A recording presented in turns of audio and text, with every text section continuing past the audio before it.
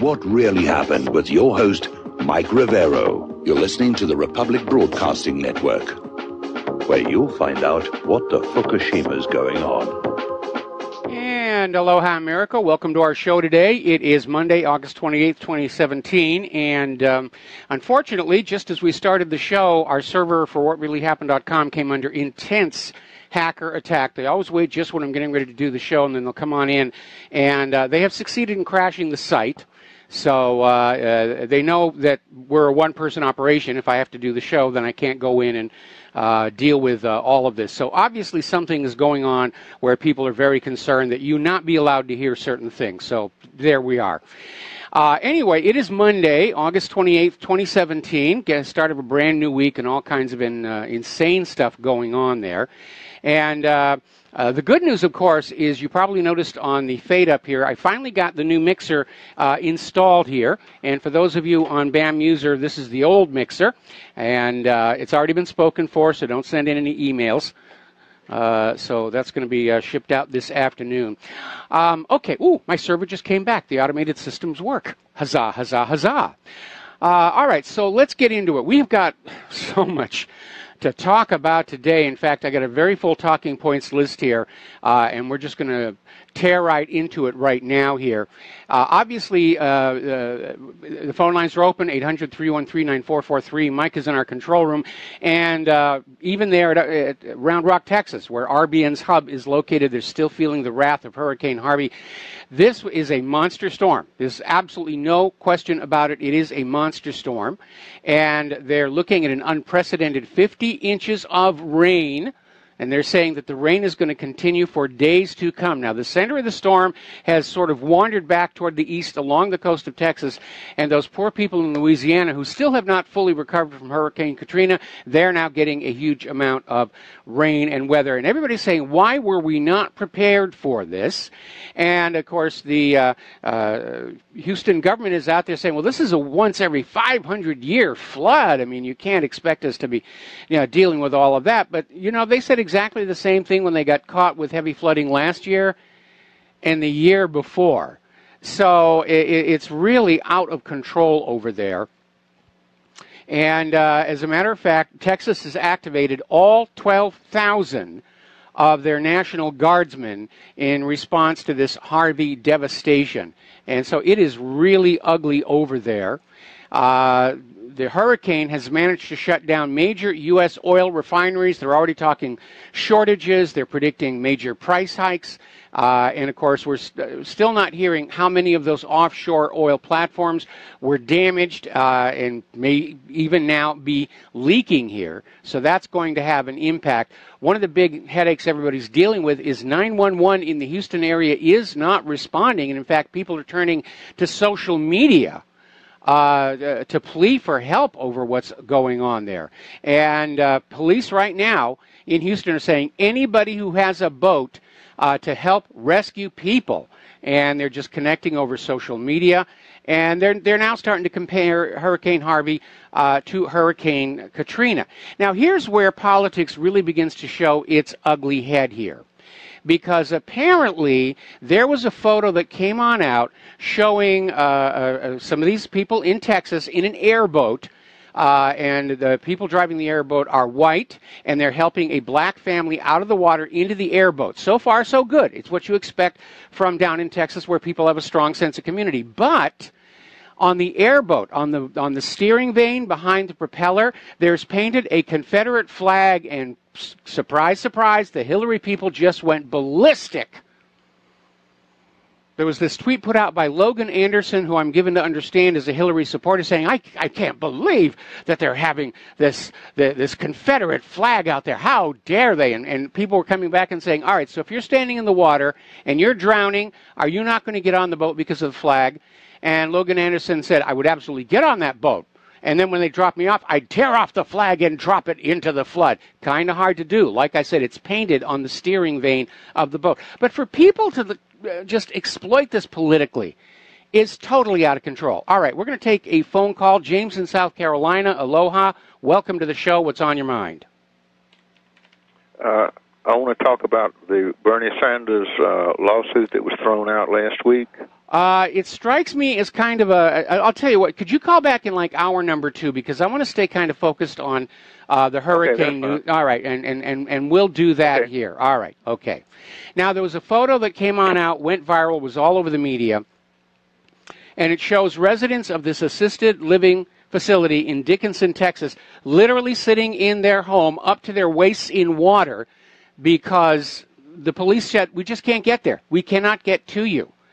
And the photo, turns out, was taken by the owner of the assisted living facility and spread all over social media in order to prompt a public outcry that something be done. And yes, in point of fact, these people have now been rescued. So, again, social media is beginning to show what an incredible resource it has turned into. It is able to coordinate rescue efforts much more quickly and efficiently than the... Well, like I said, the 911 system is completely down. We're going to shout out to all our on-air affiliates who are just now rejoining our network. And people are starting to ask a question. Why wasn't Houston evacuated before Hurricane Harvey? Because it's not like this has not happened before. And so everybody's saying, why did the mayor not call for an evacuation? And Houston Mayor Sylvester Turner is saying that, well, as near as they could figure, if they ordered an evacuation of the entire Houston area, you were going to see more people at risk caught out in the open than if they stayed at home and they had the resources of their home to deal with. And unfortunately, it's one of those situations. I'm feeling very sorry for the Houston mayor. It's a darned if you do and darned if you don't situation. You call for an evacuation, people get caught by the flood in the open, a lot of people die. Or you don't call for the evacuation, people are still dying. It's a no-win situation. And I think we ought to cut the mayor a little slack on this one here. Now, somebody else has made a very good point that we should keep in mind. We posted this YouTube video where a prepper was doing a report about Hurricane Harvey and saying that this is where you find out where being a prepper is the difference between surviving one of these incidents and not surviving. And in point of fact, that prepping is some of the best insurance you can buy for your life and safety. One of the problems that they've hit is that the floodwaters have contaminated the municipal water supplies. They've had to shut them off because all kinds of toxic runoff has now flowed into the system. They're going to have to clean it out before they can start it up again. So people who stored water are going to be okay. People who didn't are going to be in trouble. I think this hurricane, along with Katrina, along with a lot of other things, should underscore the fact that the government is really not able or even that interested in taking care of ordinary people. So you should be prepared. One of the things I admire about the Mormons is literally built into their religion to have a huge supply of food, storable food, water, everything, constantly on hand. And I don't know why you need a religious dictate to do it, but at least they're prepared.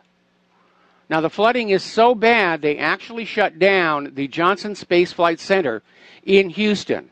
Now, the people who are in mission-critical staff for the space station and such were brought in, but everybody else was told to stay home because it's in the inundation zone.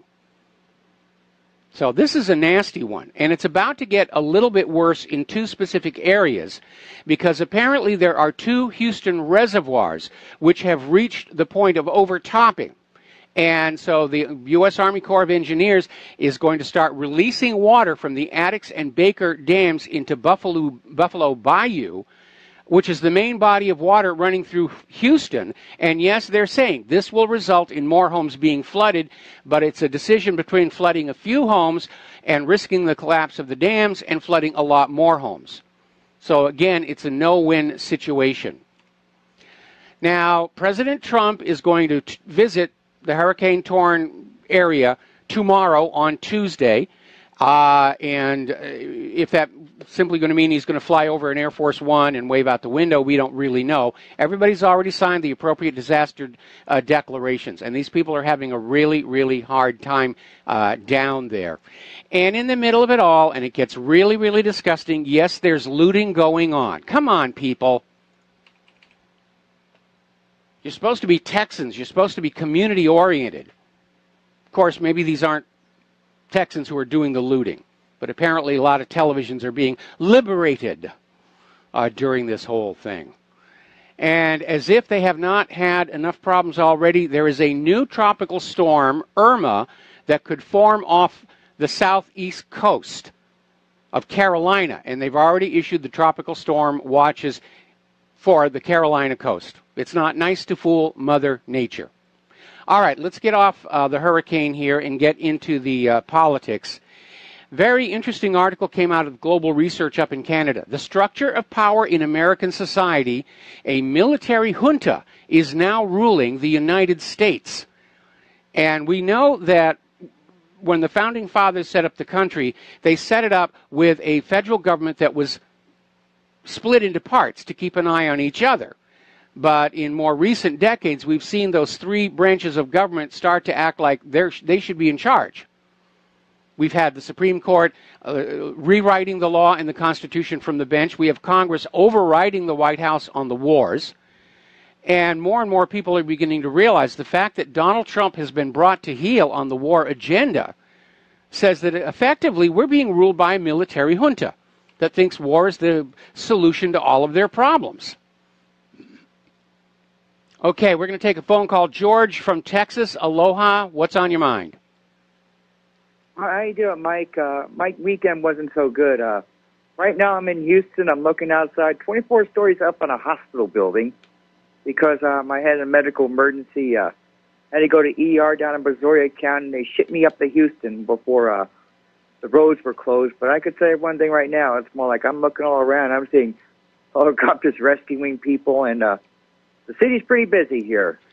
I can imagine. I can imagine. And anybody who is in a position where your home and your family is safe, and you've got an airboat or something, lend a hand.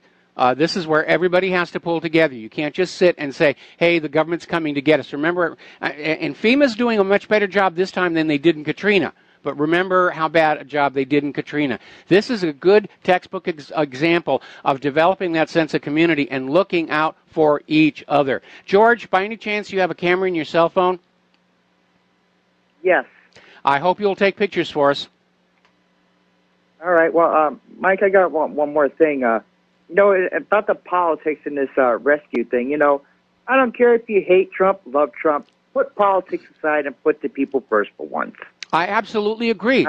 I absolutely agree. I'm appalled at some of the stuff I'm seeing out there. Where there was another Twitter chain that was going on about, well, it's a red state. Let them sort this mess out for themselves. And come on.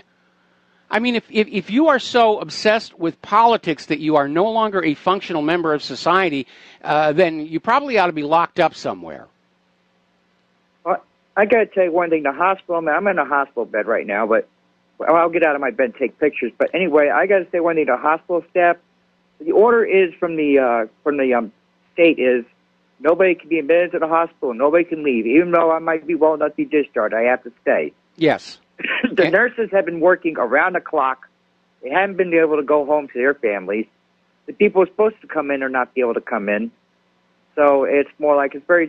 I got to give my hats off to nurses and doctors. They're doing their best under trying conditions. I'm hearing that from all over the state that everybody is trying to pitch in there, except for the obvious liberal snowflake opportunists who are trying to make political hay off of this. Listen, I take back my comment about taking pictures. If you're in a hospital bed and you're supposed to stay in the hospital bed, then you take care of yourself first. I mean, there's a huge number of photos out there on social media already. Okay, so you just take care of yourself. Well, the doctor told me I have to get up and stretch my legs anyway. Oh, okay. All right. If I got a catheter in me, so. Oh, well, we didn't need to hear that part. Anyway, Mike, but like I say, we're Texans. We can, like I say, the storm will not break us no matter what. Well, absolutely not. And at least the good news is the drought is now, I think, pretty much over and done with here. Listen, you get better, you feel better, and get well, and get back to just being a regular Georgian Texas caller, okay?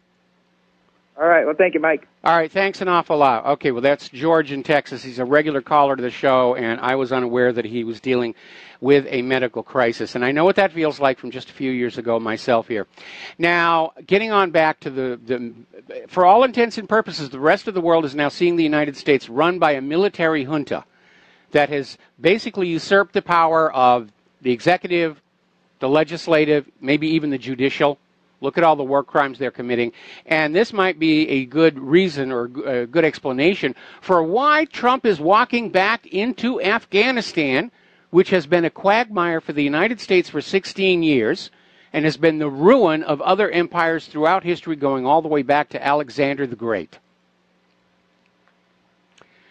So, getting onto the war zones, though, over in Syria, barring the unexpected, it looks like Syria really is pretty much over.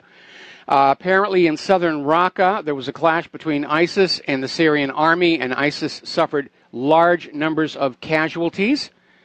And apparently over 800 ISIS members, along with 13 battle tanks and 39 pickup trucks armed with large caliber machine guns, 9 mortars and artillery guns, were destroyed during the clashes near Ghanem al-Ali village. And the ministry added that the Syrian military are now advancing against ISIS along the Euphrates River. So, even the former U.S. ambassador to Syria is saying Assad is won. This is Robert Ford. You have to get used to it. Syria and Assad are going to be there. It's time for you to just sort of deal with that reality in an adult-like fashion. Now, unfortunately, there are those who absolutely adamantly will not allow Syria to remain in the control of the Syrian people and the Syrian government. And so, not too surprisingly, we're starting to see in the corporate media repeats of the same weapons of mass destruction lies all over again. Oh, they've got weapons of mass destruction. They've got gas. They've got this. They've got that. And it's like the carbon copy. They went back and they got all the videotapes for the propaganda used to sell us the war in Iraq, and they just dubbed in Syria instead of Iraq. There's no other difference. There is no other difference. But we're starting to see the media get all these articles to say, oh, Syria's bad. We can't let that go. We can't let Syria fall back into the control of the Syrian people. Now, Netanyahu is waiting on in, trying to get this war restarted. Remember last Friday, they were talking about how Saudi Arabia and Israel might just go ahead and directly intervene. All they need is an excuse, and today Netanyahu is out there pushing that excuse. He's accusing Iran of building missile production factories in Syria and Lebanon. Let's rope them all in one group and go after them all the time. And Netanyahu is out there claiming Iran is planning to use Syria as a base for military entrenchment for its goal to eradicate Israel. Now, Israel has been accusing Iran of all kinds of things for 30 years now. They're just weeks away from a nuclear weapon. They're going to start a new Holocaust. They're, genocide against the Jews everywhere, although the Jews who live in Iran seem to find it very, very comfortable there. Now, the deputy foreign minister over in Iran is saying this is complete nonsense. We're not involved in Iran. There's no missile factory. It's just all completely made up, which we know Israel has a tendency to do. Because if you remember the propaganda run-up to the war in Iraq, Israel was at the forefront of saying Iraq's got this and Iraq's got that and they're dangerous. Our Mossad is absolutely convinced that Iraq is going to do all these horrible things. And even though Netanyahu's bluff is being called on this, we are hearing from Israel that if Iran expands in Syria, they will directly attack Bashar al-Assad's palace. And apparently Israel is warning Russia to stay out of the way. So this, unfortunately, is not over in Syria quite yet. We're going to take a break for commercials. When we come on back, we got a caller waiting on the line. And aloha, America. Welcome back to our show here. And I misspoke at the top of the show. Apparently, Mike is not in our studio today. It's Dan who's now running tech on my show for today. So when you call in, just say, hi, Dan. Speaking of calling on in, Dustin in New Jersey, aloha. Welcome to the show. What's on your mind? Yeah, hi, Mike. Hey, Mike. You know how the media, they just hate Trump so much that I think there was a couple, like before the storm, Salon.com ran a story, like it came out and says Donald Trump flunked this storm before it started. So they hate him even before the storm started. Oh. They'll just find any excuse to hate him. You know, that's these groups of people. Plus the Antifa rioting in Berkeley, I don't see them lifting a finger to help the people in Texas. You know, they're just a bunch of scumbags. Yeah, and it is. And somebody just sent me another Twitter feed where apparently some of the people who are doing the looting in the flood zones are they're bragging about it on Twitter. And apparently this individual named Jerome Williams tweeted out, "Please only loot white-owned stores and stores owned by Trump supporters." I mean, come on. How childish can you get? Hey, Mike, I don't know if you talked about this yet, switching topics on that Bulgarian investigative reporter woman that uncovered that link between Silkway Airlines, which we're is going airline. We're going to get into that in a little bit. Okay, I just want to also mention a company called Purple Shovel. Yes. That's a subcontractor for the CIA, which helps train terrorists. And there's two others, Orbital, KKG or something, and another company. So there's a lot of these guys out there. They'll do anything for dough. Yeah, you'd be surprised how many companies are out there are actually fronts for the CIA. There was that one that was Brewster Jennings and Associates that got outed during that whole Valerie Plame situation. Believe it or not, the Foder's Travel Guides is a CIA proprietary, and they use it to grant cover for people to go into countries and look around. And it works really well because, people say, "Oh, you're from the Foder's Travel Guides." Yes, come on in. Let us show you around. We'll show you all the interesting things to put in the guides. And they actually do produce, in my opinion, the best travel guides that are out there. And then switching gears again, while it's still on Syria, how they got one of the beer factories up and running again, which is great news for their economy. Yes, it is.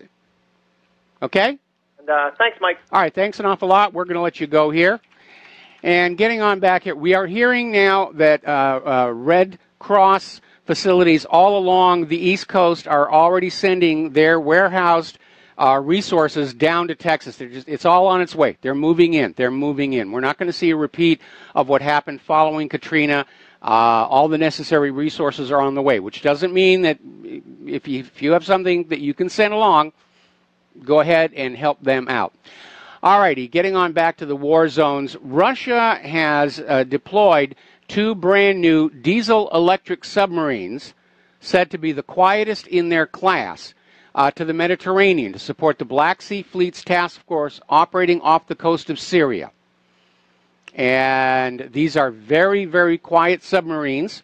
They're much quieter than nuclear boats. Nuclear boats, those reactors make a lot of racket. Now, apparently, the Saudi emir of ISIL terrorists was killed in a popular uprising in eastern Syria.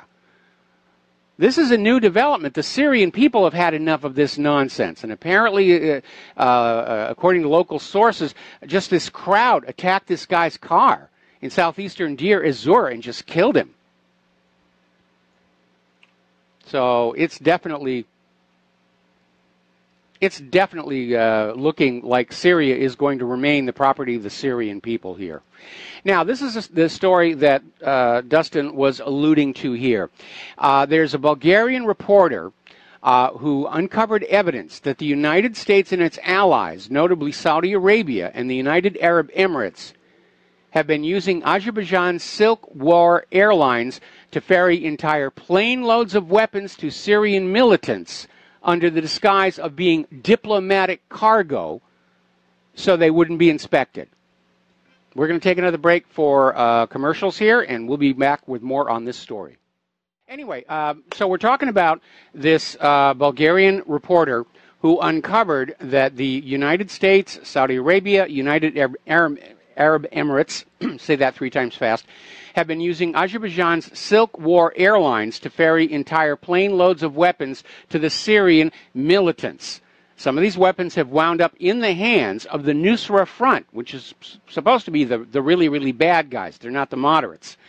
And this reporter documented some 350 different flights, all labeled diplomatic flights, so that they wouldn't be searched. And they were just loaded with weapons. And these weapons are bought from all kinds of Eastern European countries to disguise their origin, and she blew the whistle on that. So, first of all, you will note that this story has not appeared anywhere in the U.S. corporate media. Meanwhile, the reporter, Dilyana Gaitanshiva, I think, wrote the report for Trud newspaper, and apparently she has now been both interrogated and fired for running that story, linking the CIA and these Syrian weapons flights. All right, we're going to take a phone call. Ed in Florida, aloha. Welcome to the show. What's on your mind?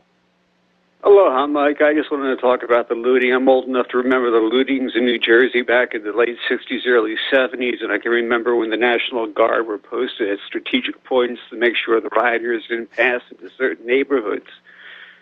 And certain mayors and governors did give the order shoot to kill, which kind of deterred a lot of the people from rioting. Now, there's a town called Asbury Park. I don't know if you've ever heard of it or not. It used to be a very famous resort town up until the riots in 71.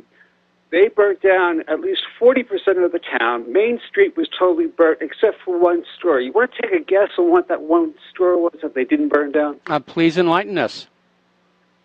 A liquor store.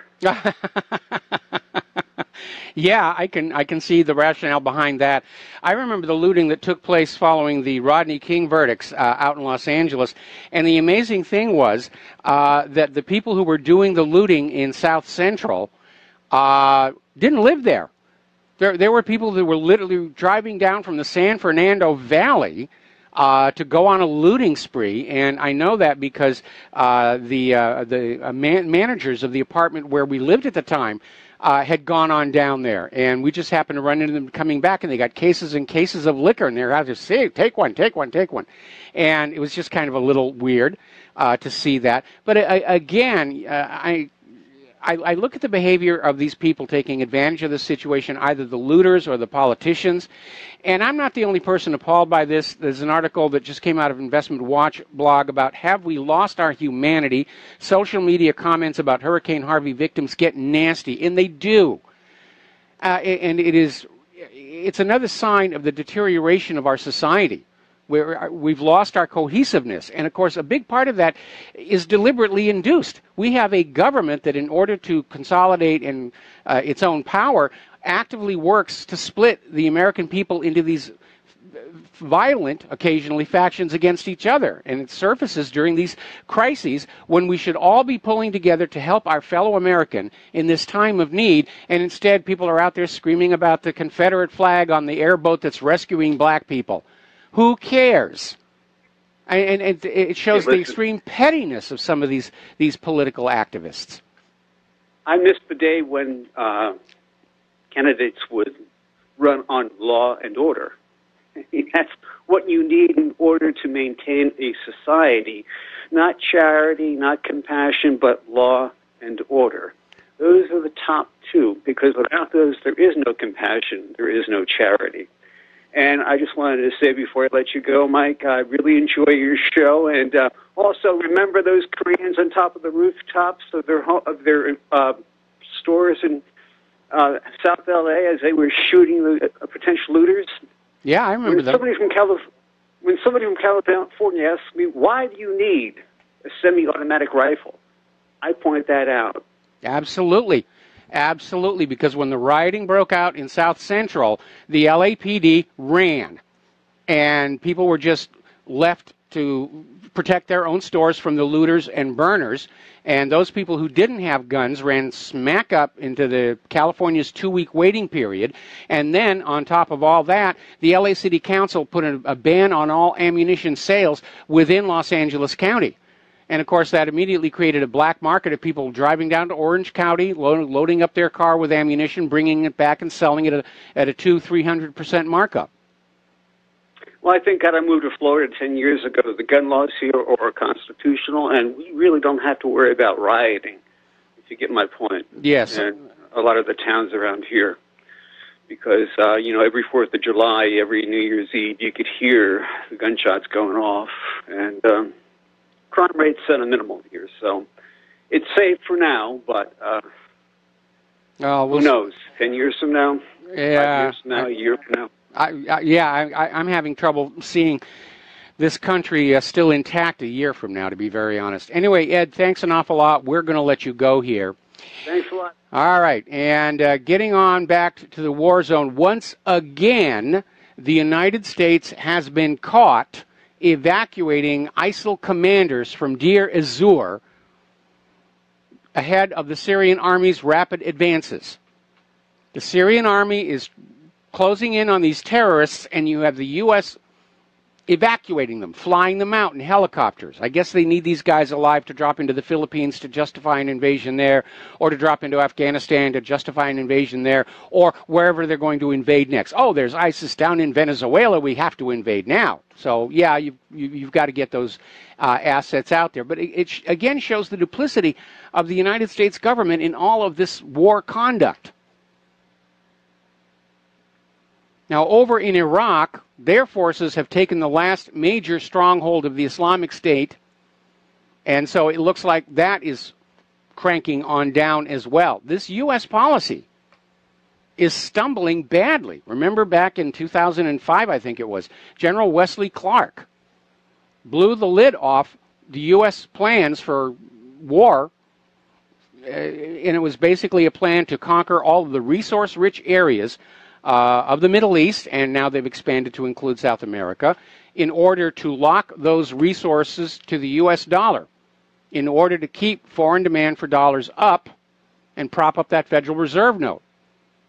But that policy is now failing. They're starting to lose these wars. They're still stuck in Afghanistan. They're failing in Syria. Let's call it what it is. They are failing in Syria. They're still locked in the quagmire of Yemen and Libya. And the American people are sick and tired of war at this point. Now, Iran is very alarmed by the sudden escalation of rhetoric coming from Nikki Haley, coming from Benjamin Netanyahu, and especially this focus on getting rid of the nuclear deal in order to put the war on Iran back on track. And remember, when Wesley Clark did come out with that list of countries that were going to be invaded, Iran was the last one on the list to be invaded in 2008. Obviously, a little off the timeline here. But Iran is already out there saying that they have already put together pre-planned measures of what they're going to do if the other side violates the P5+1 nuclear deal. Because Iran is fully in compliance, the IAEA has certified it. The entire argument being put forward by Nikki Haley is that Iran's work on missiles, which was never formally a part of the P5+1 deal, violates the spirit of the agreement. That Iran should have just known that along with surrendering all their nuclear weapons research, that they should stop making missiles to deter an invasion. I think the world is really getting fed up with the antics of the United States government here. Apparently, there's been another U.S. raid that killed civilians instead of militants, this one down in Somalia. Frankly, I'd forgotten that the U.S. was mucking about down in Somalia, but apparently they're doing about as bang-up job down there as they are in Syria. They keep missing the militants and hitting the civilians. So, getting on back to this desire to get into Venezuela, Trump has imposed more sanctions on Venezuela, calling Maduro a dictator and his presidency illegitimate. Now, both descriptions are laughable. Maduro was elected in free and fair elections. International observers said the elections were honest. Funny how international observers were not allowed to watch our elections last year. Former President Jimmy Carter said the election system in Venezuela is one of the best in the world. And the White House is out there saying there are going to be further economic measures. We're going to crush them down. They're going to collapse until they accept our help, meaning our puppet ruler. Well, guess what? Somebody wasn't thinking this one all the way through. What happens when the United States goes in and sanctions a country, says, we're not going to do business with you anymore? That country says, fine, you don't have anything we want anyway, and they go do business with other countries. And so what is happening now that the U.S. is throwing all these sanctions on Venezuela? Venezuela has turned around and they're striking these major oil deals with Russia and China. So it's all escaping their control. Every one of these foreign policy moves is a blunder because it produces a result that was not what they wanted. If we do this, they'll do that. All right, we do this. They did something different. How can they do that? They're not allowed to do that. Now, Maduro is inviting representatives of governments from around the world to a solidarity summit with Venezuela. And this is going to be held September 16th and 17th. And basically, they're inviting all these other countries to come on in and say, see, this is how the United States projects its power onto other countries, and we all have to stand united against it. And Maduro continues to say, Venezuela will not yield to the interests of Washington. Now, a little bit of good news from over the in the China-India border. Apparently, India decided it wasn't worth going to war over this little stretch of road, and they're pulling back from the disputed border, so that is settling down. And apparently India's just decided it's going to be easier to just go another direction for their proposed road as well. But at least that has calmed down. A little bit of positive news in all these war zones. Now, here's an interesting story, and this is coming out of The Intercept. And it's saying that North Korea all along has been saying that it might give up its nuclear weapons. But the American corporate media won't tell you that. They're trying to portray North Korea as this intractable threat. And what North Korea is saying is that they might be willing to give up their nuclear weapons and nuclear weapons research on the condition that the United States would end its own threatening posture, which is a very reasonable position to make. Because North Korea doesn't have a lot of wealth. They don't have a lot of money. They don't really have the money to put into developing nuclear weapons. Those are expensive little things to build. Unless you buy one wholesale from Israel, but that's another story entirely. I'm sure that North Korea would much rather spend their money on things like civilian infrastructure, education. But they're looking at the United States government just hopping all over the world, gobbling up country after country after country. And now the U.S. has been talking tough about North Korea and running all these military drills off their coast. And it's a very unstable situation. And North Korea, like every other country, has a right to deter invasion. And that's what nuclear weapons are really for, to deter an invasion. Remember, in all of human history, only one nation has ever actually used nuclear weapons of mass destruction against the civilians of another country, and that is the United States of America. Over at Global Research in Canada, they have what they call the existential question of whom to trust and the looming threat of World War III. And it's basically pointing on out that at this stage of the run-up to the New World War, the public is starting to understand that they can't trust the so-called objective experts to tell them what's really going on. And instead, driven by career ambition, journalists, or let's be more accurate, prostitutes, correspondents, intelligence analysts, and international monitors cannot be relied on to present an accurate picture. They're all co-opted to sell the agenda. 100 years of unending war to enslave the planet. Now, getting into the domestic politics and Antifa, there is a concerted campaign to discourage conservative rallies. And some of it gets really nasty. You have people calling conservatives the Third Reich. And so there were going to be these conservative rallies to be held in San Francisco and Berkeley that were canceled from pressure from elected officials. Meanwhile, Antifa is running rampant all over San Francisco and Berkeley, and they're being cheered on by the media. Oh, yes, it's wonderful what they're doing there. So let's give you one example of what's going on. Over in Berkeley, okay, you've got these 100 black-clad Antifa carrying these signs that say no hate, and they crash a Patriot Prayer group. And they get into fights with the cops. In this case, there is no question who initiated the violence at all. It's out there. And the Antifa mobs are attacking peaceful demonstrators at Berkeley. The police, once again, are standing down. Now, there's a little bit of good news because all of a sudden we're starting to see indications that Antifa and Black Lives Matter are having a bit of a leadership crisis, as in each of them thinks they should be calling the shots for the revolution. And there is now a split, and in some cases we're now starting to see Antifa and Black Lives Matter fighting each other, which I think is an improvement over them simply attacking and bashing totally random people. Now, up until recently, the corporate media has been very positive on Antifa. That may be about to change. In fact, it already is, and I'll tell you the catalyst for all of that when we come back from these commercials.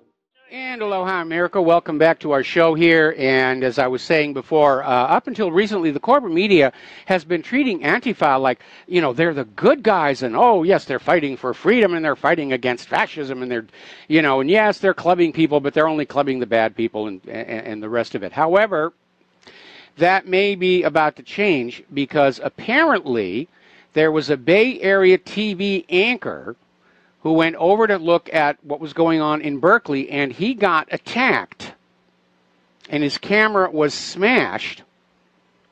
And this is KTVU anchor Frank Somersville, and he basically went public about what happened, despite warnings that his career was at risk if he said anything negative about Antifa. But he basically said he went on over there and there were all these people dressed all in black. Remember Hitler's brown shirts? That same thing, except the brown shirts didn't cover their faces. And these guys are out there chanting, no hate, no hate, no hate, but they've got shields and gloves and gas masks, and they're just attacking this Patriot Prayer group. And so this professional news journalist started taking pictures, and Antifa went after him and said, don't take pictures of us, don't take pictures of us, and they took his camera.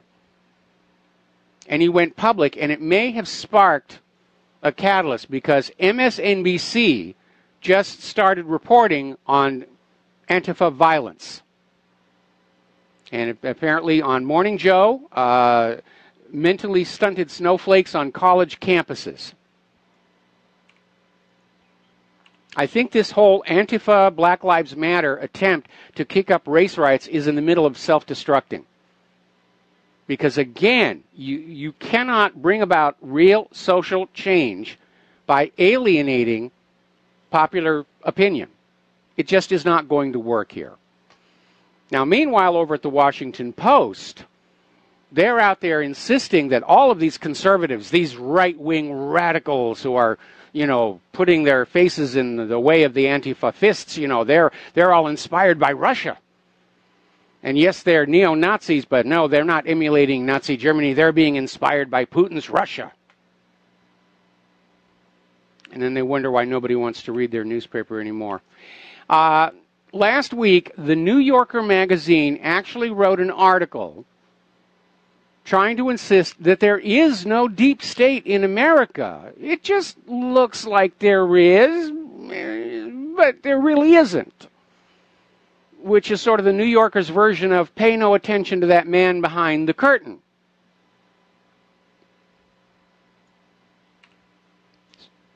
Weird. All right. Coming up here on top of the hour, Trump is just now coming on out and saying he stands by his pardon of Sheriff Joe Arpaio. The liberals are out there screaming that pardoning Joe Arpaio is basically giving a green light to racists. It's a bit of a stretch. That's where they're coming from. We'll be right back after station identification. And aloha, America. Welcome back to our show here. And this is hour number 2. Phone lines are open, 800-313-9443. We are hearing from inside the White House that President Trump is becoming very frustrated with Secretary of State Rex Tillerson. And last month, there were rumors that he was going to resign, and now the rumors are shifting over toward he's actually being asked to resign. And basically, Trump is out there saying that Rex is just totally establishment in his thinking. He won't break loose from that, even though that's the direction Trump is trying to go. So it's another indicator that the problem isn't Donald Trump. The problem is that he hired all these establishment people into his White House staff, and they're perpetuating the establishment. All right, let's take a phone call. Jim in Chicago, aloha. Welcome to the show. What's on your mind? Question. Since people are really acting stupid and crazy, not only in Berkeley, but other parts of the country, what's going to happen when the economy crashes? How in the hell are they going to be acting then? Probably pretty much the same, but you need to remember something about those Antifa, Black Lives Matter people out in Berkeley and San Francisco. The ringleaders, at least, are being paid to be there and stir up trouble. So I don't think it's really a represent. In fact, it is not really fair to say that these represent the groups that they claim to represent. And I think one of the reasons why they're failing to gain any traction is ordinary black people don't want to be associated with Black Lives Matter because Black Lives Matter is making them look bad. Same thing with the Antifa people. Well, that's very true. My last point.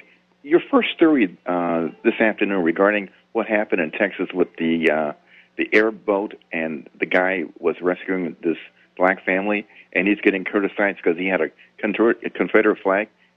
Is that a legitimate story? That actually happened. Somebody put up the photo, and the liberal whiner snowflake people got on board and said, "Oh, how horrible! He's got a Confederate flag on his airboat." Can we focus on the fact that he's pulling these people out of the floodwaters so that they do not drown? Well, again, where's our humanity these days? A lot of people are asking that right now. Hurricane Harvey has become a Rorschach test for a lot of America. And a lot of what is coming on out there that we're seeing on Twitter and the social media, it's certainly not presenting a very positive image of the American culture to the rest of the world. Well, I would agree with that because, they used to look up to America, and now I'm embarrassed almost to be an American. Yeah, you're absolutely right. I mean, this Hillary supporter who came on out with this tweet about, yes, I would accept a ride in the boat, but then I'd tear the flag off before I left. It makes us all look so petty, and again, it gives the impression that there is a large segment of the population for whom politics is the number one priority and agenda in their entire life. Okay, and right. If Hillary versus Trump is the most important thing in your life, boy, have you got a really thin and shallow life. That's all I can say. Right. Well, Michael, I'm going to let you go. You take care. All right, thanks an awful lot. We're going to let you go. Thank you for the phone call here. Now then, let's get into the Awan brothers here. Jason Chaffetz, who's the former chairman of the House Oversight Committee, is out there saying that he knows the federal government were watching the Awan brothers for a very long time before they were arrested. They were watching what they were doing, what information they were stealing, where it was going. And Chaffetz is out there saying this is a much more serious situation than most people understand. And apparently the federal government just let the Awan brothers alone to see what they were doing and who they were communicating with. But one thing that's very clear is it wasn't a lone operator. It wasn't just the brothers. It's part of something much, much larger. And they're trying to follow the trail electronically to see where the information was going, where the money was flowing.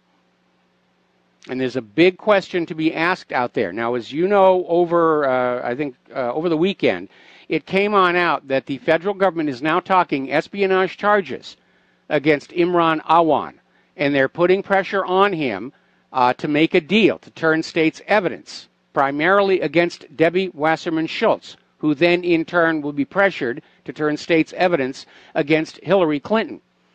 And that might be the link, because again, that email server, Charitable Foundation, it is a legitimate question to ask, especially with the history of Chinagate, if Hillary Clinton, while serving as Secretary of State, was selling U.S. secrets to foreign interests, using her private email server to deliver the goods and her so-called charitable foundation to collect and launder the money. It is a question that needs to be asked. It is a question that deserves an answer. And how it ties in with this is, what if the Awan brothers were part of Hillary's spy network? And I think that may be what Jason is hinting at, because he's saying this goes a lot farther than the Awan brothers. And I just hope that the Awans, and for that matter Debbie Wasserman Schultz, don't become depressed, don't fly in small aircraft, don't take walks late at night in suburban Washington, D.C. parks. We're going to do a shout-out now to our on-air affiliates who are just now rejoining our network here. Now, speaking of Hillary Clinton, apparently the ACLU is suing the state of California because apparently on the day of the general election, 45,000 ballots were simply thrown away. Now, these were vote-by-mail ballots, and the ACLU is saying that California justified throwing these ballots out, most of which were for Donald Trump, because visual inspection showed that the handwriting, they weren't 100% certain it matched the signature on file for the voter registration. In other words, it was totally subjective. 45,000, that's a lot of votes, even in a state the size of California. Now, 60% of the votes in 2016 during the general election were sent in by mail. Over half of California's voters have set their status to vote by mail for life. That means that across the board there is room for massive voter fraud if over half of all ballots can simply be tossed in the trash. And the ACLU is absolutely right on target with this. Our election system is a complete joke. Now, Colorado finally capitulated and said they're going to turn over their data to Trump's Voter Integrity Commission. And as soon as they announced that, they started seeing hundreds of people wanting to withdraw their voter registration.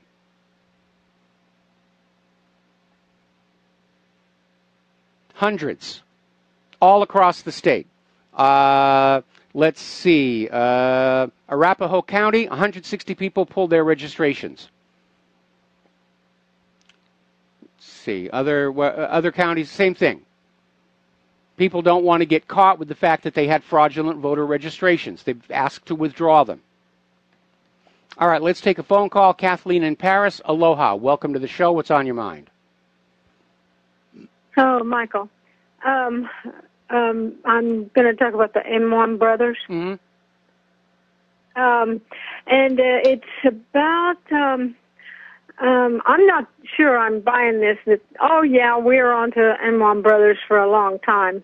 But anyway, another thing that let me respond to that first, because, you know, it's one thing when you catch a guy holding up a convenience store and he's on the camera, security cameras, and you've got an open and shut case.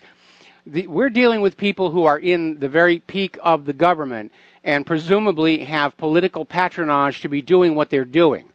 And so I think if I were a federal investigator and I'm looking at these people who are being paid by Debbie Wasserman Schultz and others, and I think they're doing something nefarious, I would want to build a rock-solid, ironclad case before I dared go to court, because otherwise there's going to be interference and attempts to, you know, just get it blocked. The other issue is when you're dealing with an espionage case, yeah, if you just go out and arrest the spy, that's it. The network collapses and you don't know where it goes. As opposed to spying on the spy and learning who they're working for and working your way up the food chain, as it were, to get to the mastermind. Well, I guess catching them at the airport just before taking off, that could indicate that you're right there, that they were watching him. Yes. He was getting on a plane, you know. The other thing I was going to talk about is that how heavy they are or were into car dealerships, and that it seems that getting drugs into the country, or that was one of the methods for getting drugs in, is that, you know, when a car dealership is shipping cars into the country, they're not routinely met with sniffer dogs. That it's something that it's just a possibility. I heard that, and so I'm just throwing it out there.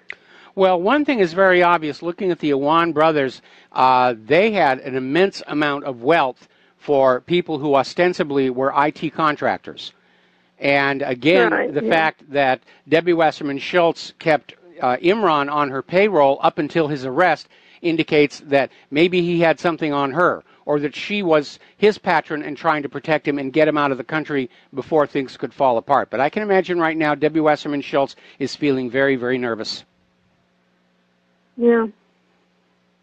Well, I was going to give another little bit of credit to George Webb, because he was screaming, look at the Enman brothers for months. Yes. before anybody in the news talked about it. Thank you, Michael. All right, thanks an awful lot, Kathleen. We're going to let you go. And yeah, it's becoming more and more obvious that these important stories are breaking first in the independent media. And only when it becomes a major sensation on the internet does the corporate media finally say, look, we have to report this. Everybody already knows it anyway, and we can't look like we're trying to cover up for this thing, even though we know that's what they're doing here. Now, the PC crowd is still out there talking about banning this and banning that. And apparently there is this theater in Memphis that has had a tradition over the decades of an annual screening of Gone with the Wind, and apparently they have now been pressured to cancel that because apparently Gone with the Wind is now a triggering movie and it's insensitive to show that. Now, I'm old enough to remember Disney's Song of the South, which was denounced as racist and stereotype-ridden decades ago and pulled from circulation, pulled from release. Amazingly enough, there is a movement now to bring it back because people are looking at it and realizing that it was a very romanticized image of the South, and it isn't really insulting in any way. And amazingly enough, even Whoopi Goldberg is on board with that, saying, yeah, we should get that back. A lot of great songs in it, a lot of great animation. And it actually represented an enormous opportunity for black actors and actresses at a time when they didn't get a lot of work. And what's really ironic is all these people who screamed about shutting down Song of the South meant that all those people who were acting in it, singing in it, no longer got their residuals. Just cut them off. They don't think these things all the way through. Now, ever hear of the banned in Boston effect? If somebody bans something, that actually gets people more interested in finding out what's going on or just getting one. So down in Alabama, there's a company, Alabama Flag and Banner. It's one of the last remaining flag makers that makes Confederate flags. And right now they're saying they cannot keep up with the orders. It seems all this stuff about banning the Confederate flag, everybody wants to buy one now. It's like when the government started getting too big for its britches, we were all out there buying Gadsden flags. Well, people are now buying Confederate flags. They can't keep up with them. Good. That's the grassroots coming back and saying we're sick and tired of all this nonsense here.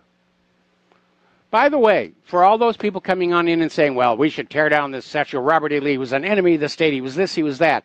Gerald R. Ford issued a full pardon, posthumously, obviously, for Robert E. Lee, restoring full rights of U.S. citizenship. Just a little something to keep in mind here. Now, last week, we reported on the very disappointing news that the judge in the class action lawsuit against Debbie Wasserman Schultz and the DNC threw the case out. Now, this was the case where people who had donated to the Democratic Party to support Bernie Sanders felt they had been cheated, that the DNC had misrepresented what they were going to do with the money, and they were donating to support Hillary Clinton, and instead Bernie Sanders, and instead the DNC diverted the money to Hillary Clinton and openly kicked Sanders out of the running. And what's really interesting is federal judge William Zlock, although he dismissed the lawsuit, admitted, yes, it's very obvious. The DNC and Debbie Wasserman Schultz rigged the primaries against Sanders. His justification for dismissing the lawsuit, well, it's not really against the law for the DNC to do that. And again, that's absurd. If the Central Committee is going to pick out who the candidate's going to be, why do you even have a primary? The whole thing is a charade. So, a lot of people are very concerned. Apparently, Donald Trump is expected to lift the ban on surplus military gear being given to local police forces. We're talking about weapons and equipment suited to a battlefield, a war zone, now, once again, pouring onto the streets of America. And apparently, Attorney General Jeff Sessions is wholly on board with this. I think we're skirting at the edge of violating posse comitatus. Because if you have a uniformed force in the streets of America with military weapons, that's a military force. It's an army. Okay, so let's talk about the economic news, because that's not doing very well. Sears revenues are predicted to hit zero in 3 years, but of course between now and then there will have to be a bankruptcy.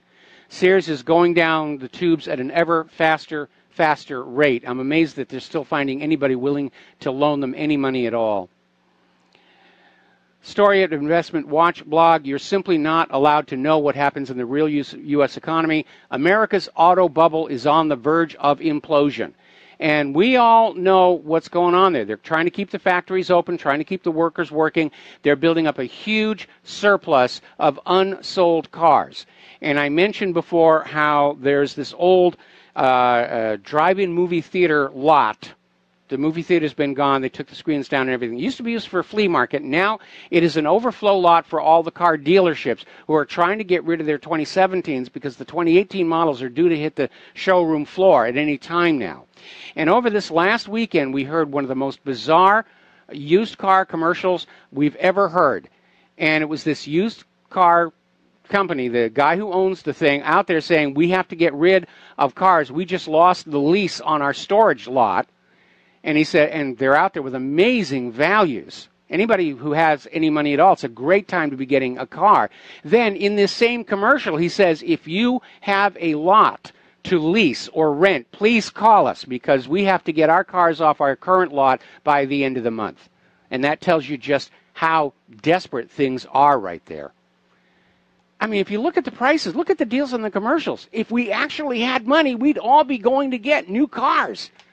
Goodness knows, Claire and I could use a newer car. We'll be right back after these few words.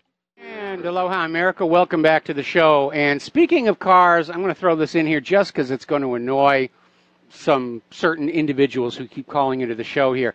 Somebody actually set up a drag race between the Tesla Model X, which goes for $145,000, and a Lamborghini Aventador, which goes for $500,000. the Tesla one. You just think about that one for a while. Those electric cars are the coming thing. The only problem is right now the electricity for the electric cars is still being generated primarily from fossil fuels. You get around that, and these things are really, really going to be there.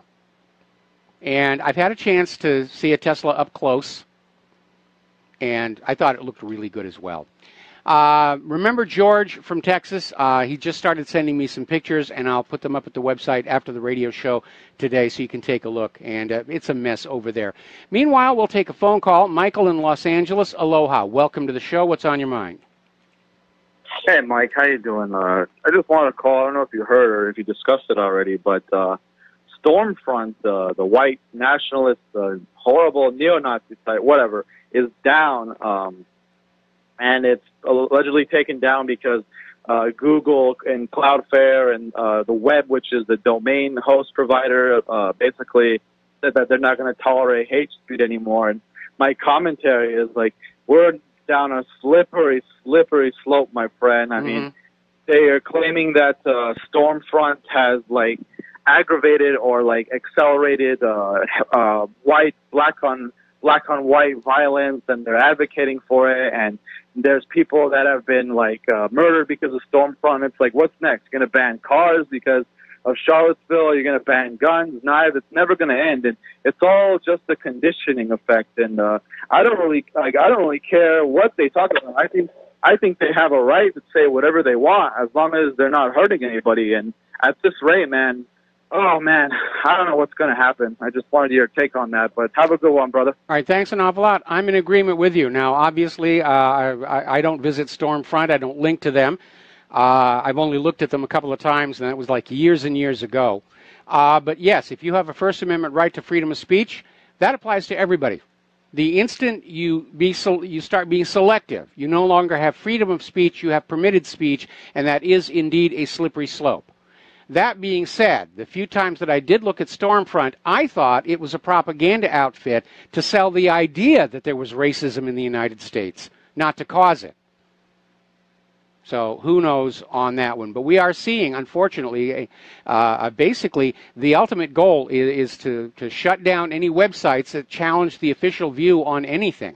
Whatever the agenda, whatever the policy is, if you're not in accord, you will be silenced. That seems to be the direction they're going towards right now.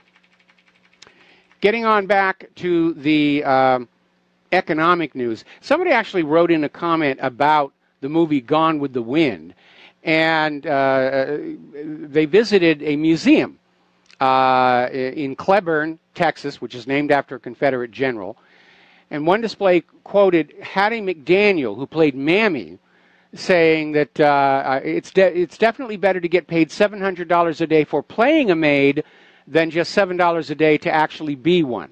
So that ought to put things in perspective. These movies were wonderful opportunities for these black actors and actresses. And when you try and shut them down, you're actually harming the people you claim to be speaking for.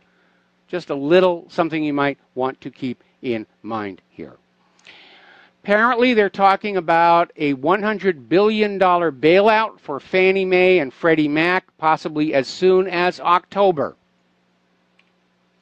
So again, despite the soaring stock market, and they are definitely out there saying, ooh, look at the Dow, it's never been higher, things are wonderful. No, they are not. They are not.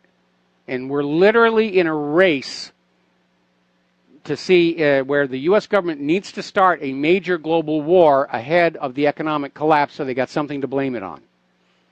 Because if the economy comes down and they don't have somebody to scapegoat for it, we, the American people, are going to point that finger of blame at Wall Street and Washington, D.C. We'll be right back.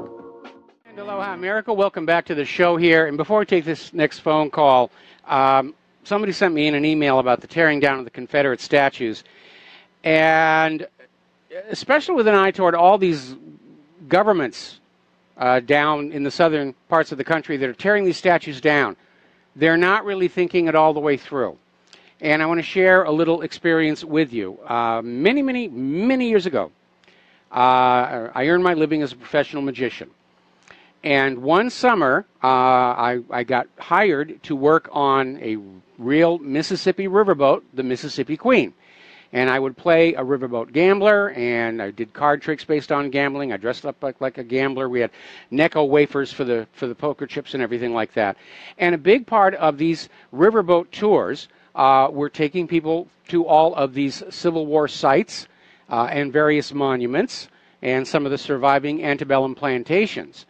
And it occurs to this person who's writing this email and to me that these local governments who are now tearing down these monuments and these statues are actually destroying their future tourism and the revenue it generates. You're not going to see people get off the bus, walk into the town square, and have some tour guide say, and over here on this blank piece of dirt, there used to be a statue to Stonewall Jackson.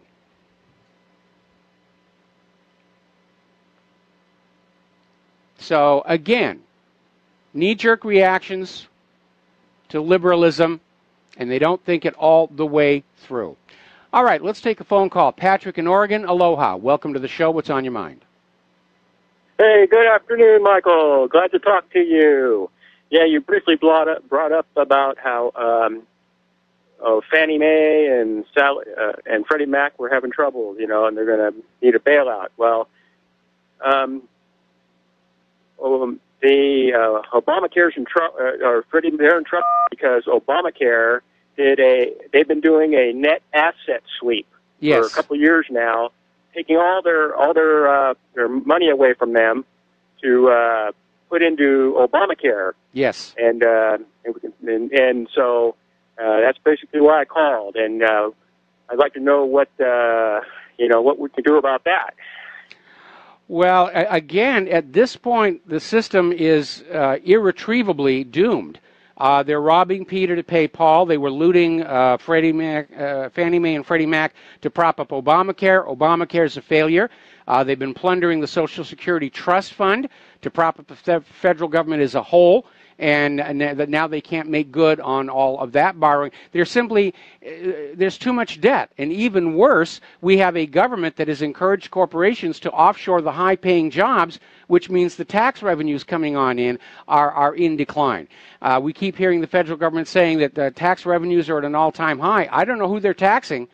It's certainly not all these people who are being forced to take these minimum wage jobs.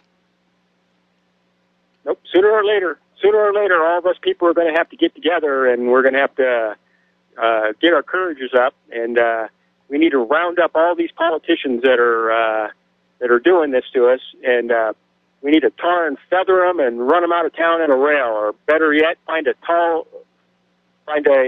oak tree and hang them all from it. Well, it sounds romantic, but in the real world, I have to say, don't do that. Because if you start a riot or a revolution, the one thing this government is really, really good at is killing people, and let's not give them the excuse. At this point, it should be obvious that the best course of action for the American people is to sit back and do nothing, de-link from the system as much as possible, pay off your debt as much as possible, and just stop listening and stop obeying, and the whole thing's going to come crashing down the way the former Soviet Union did. Then it will be up to then when it does come. I won't argue with that point, but when it does come crashing down, we can't forgive these people of their crimes, and we need to make an example of them. And I hope when it does come crashing down, we need to do what I said a moment ago. Is to take these people and hang them high from an oak tree. Oh, well, if that's what's going to make you feel... As an example, so nobody will ever do it again. I see your point of view there. I think, though, many of us are going to be busy trying to build a whole new government as quickly as possible so that some carpetbagger doesn't come on in and try and restart the old system all over again. You're right, sir. And if we make a good example of these people that we run out of office when that happens, we need to, like I said, hang them from a high oak tree, so that this new crowd that comes through will not try it again. Well, there's always going to be somebody who's willing to try it again. I mean, look at how some leaders in the past wound up, like Charles I or Ceausescu or Mussolini. And still, there are always these power-mad money junkies. They'll figure, it's not going to happen to me. I'm better than those former tyrants. Patrick, thanks an awful lot for the phone call. We're going to switch over to Lynn in Washington. Aloha. Welcome to the show. What's on your mind? Good afternoon, Michael. You know, I was just thinking of all these cars that are on all these lots, and I've been watching wall-to-wall cars underwater that are never going to work again in Texas. I think all these dealers should just send their cars down there. When the flood's over, they won't have any problems getting rid of them. I think you're absolutely right. Certainly the car dealerships just outside the inundation zones are going to be doing really, really well.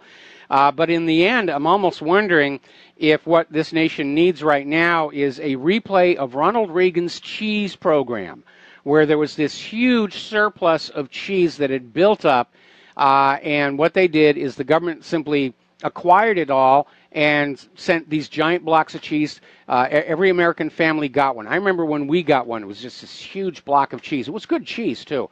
So if we really have that many cars that are not being used, maybe it's time, because there are a lot of very old cars on the road.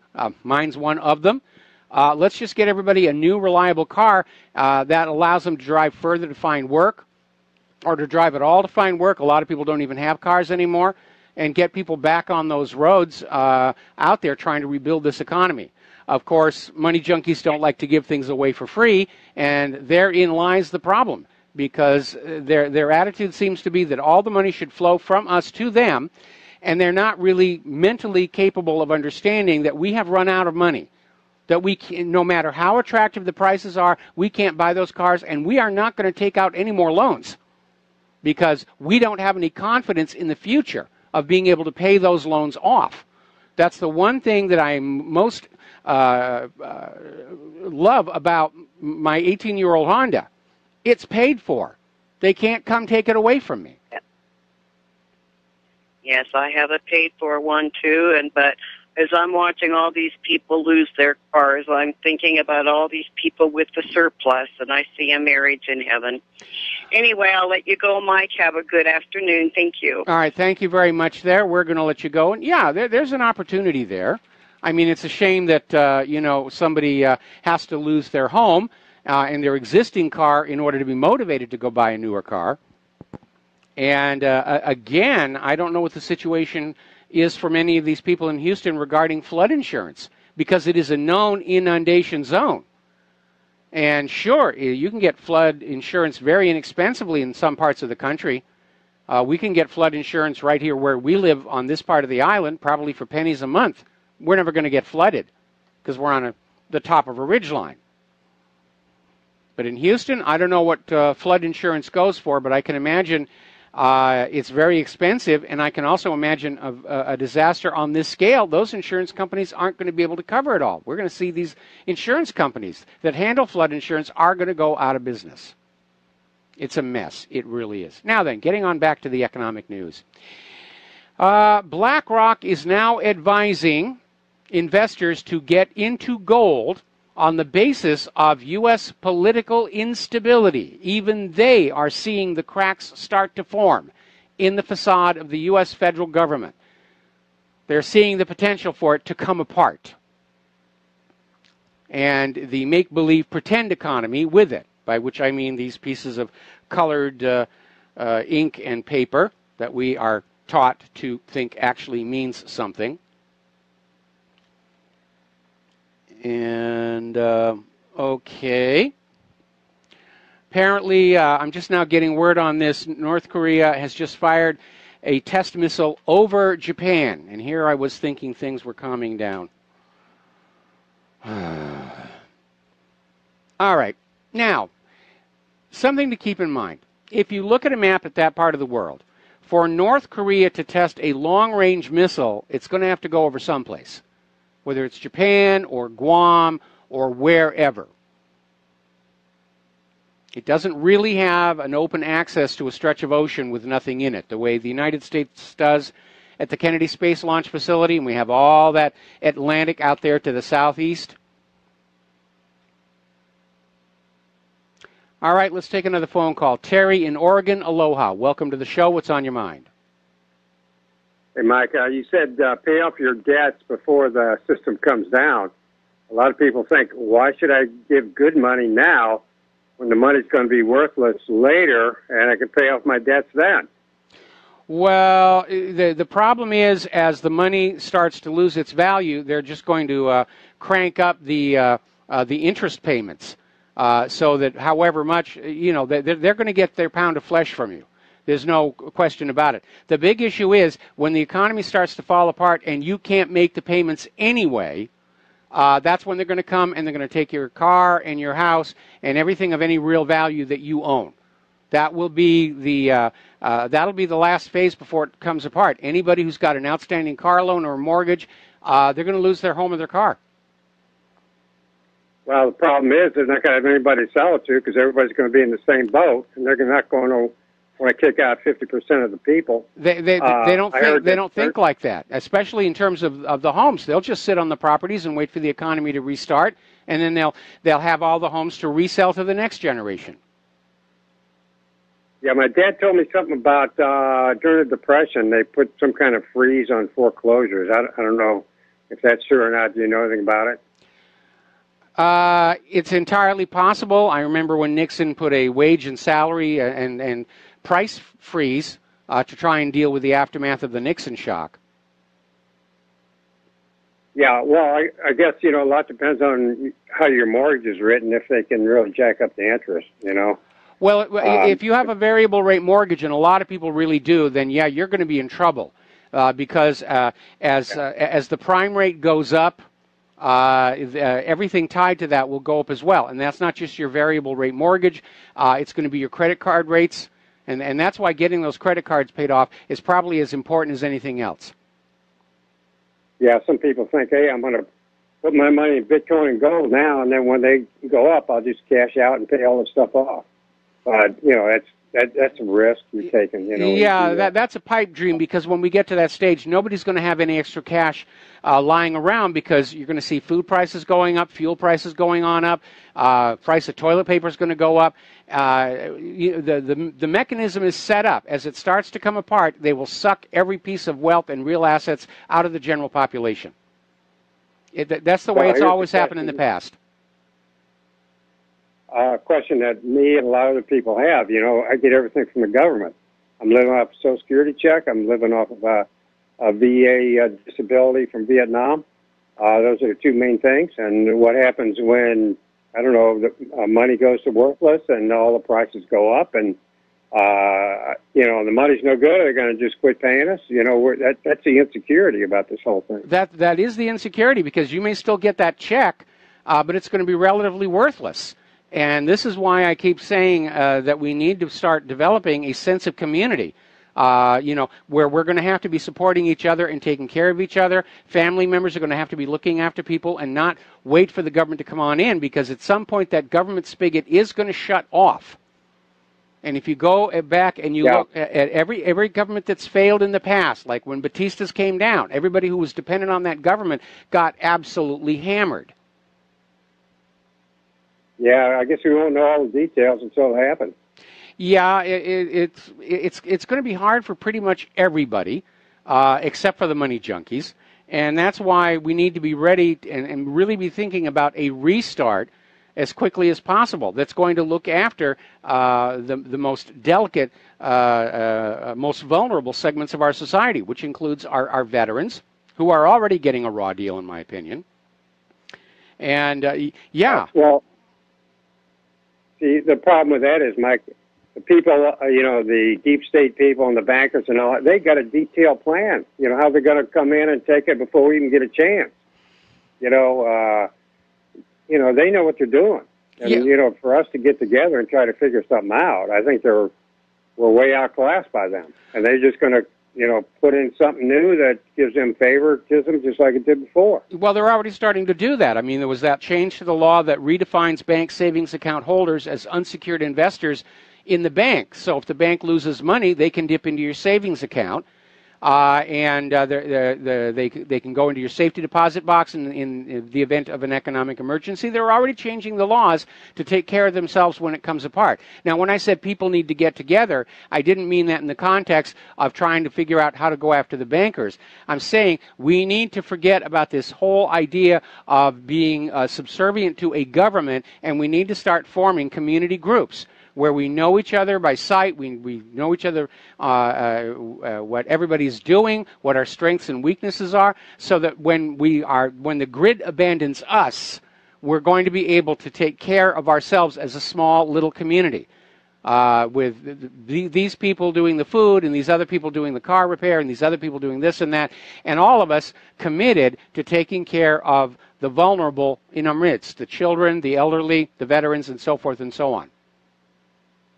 That's why we all should have something to give. We can't just, if we just take care of ourselves now, we should have a little more to be able to participate in that, to give so we can get. Well, you find out what your strengths are, because there's going to be a lot of barter. There's going to be a lot of needing to fixing things.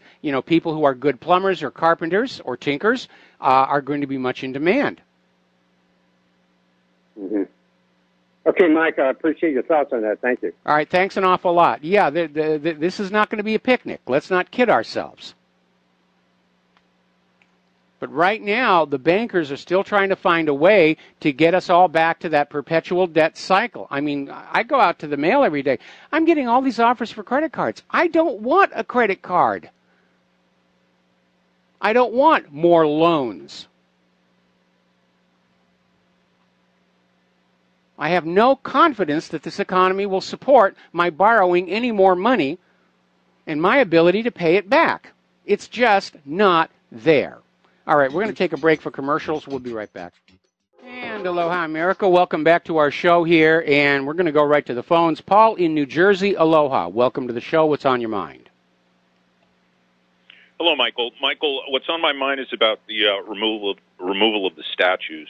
Yes. And the thought came to my mind where, the same people who decry the crimes of the past ignore the criminals in the present. And, they want to take down the statues of the Lees and the Jacksons throughout the South, as they claim the moral high ground fighting against the crimes of the past. Yet here, Hillary Clinton walks around a free woman.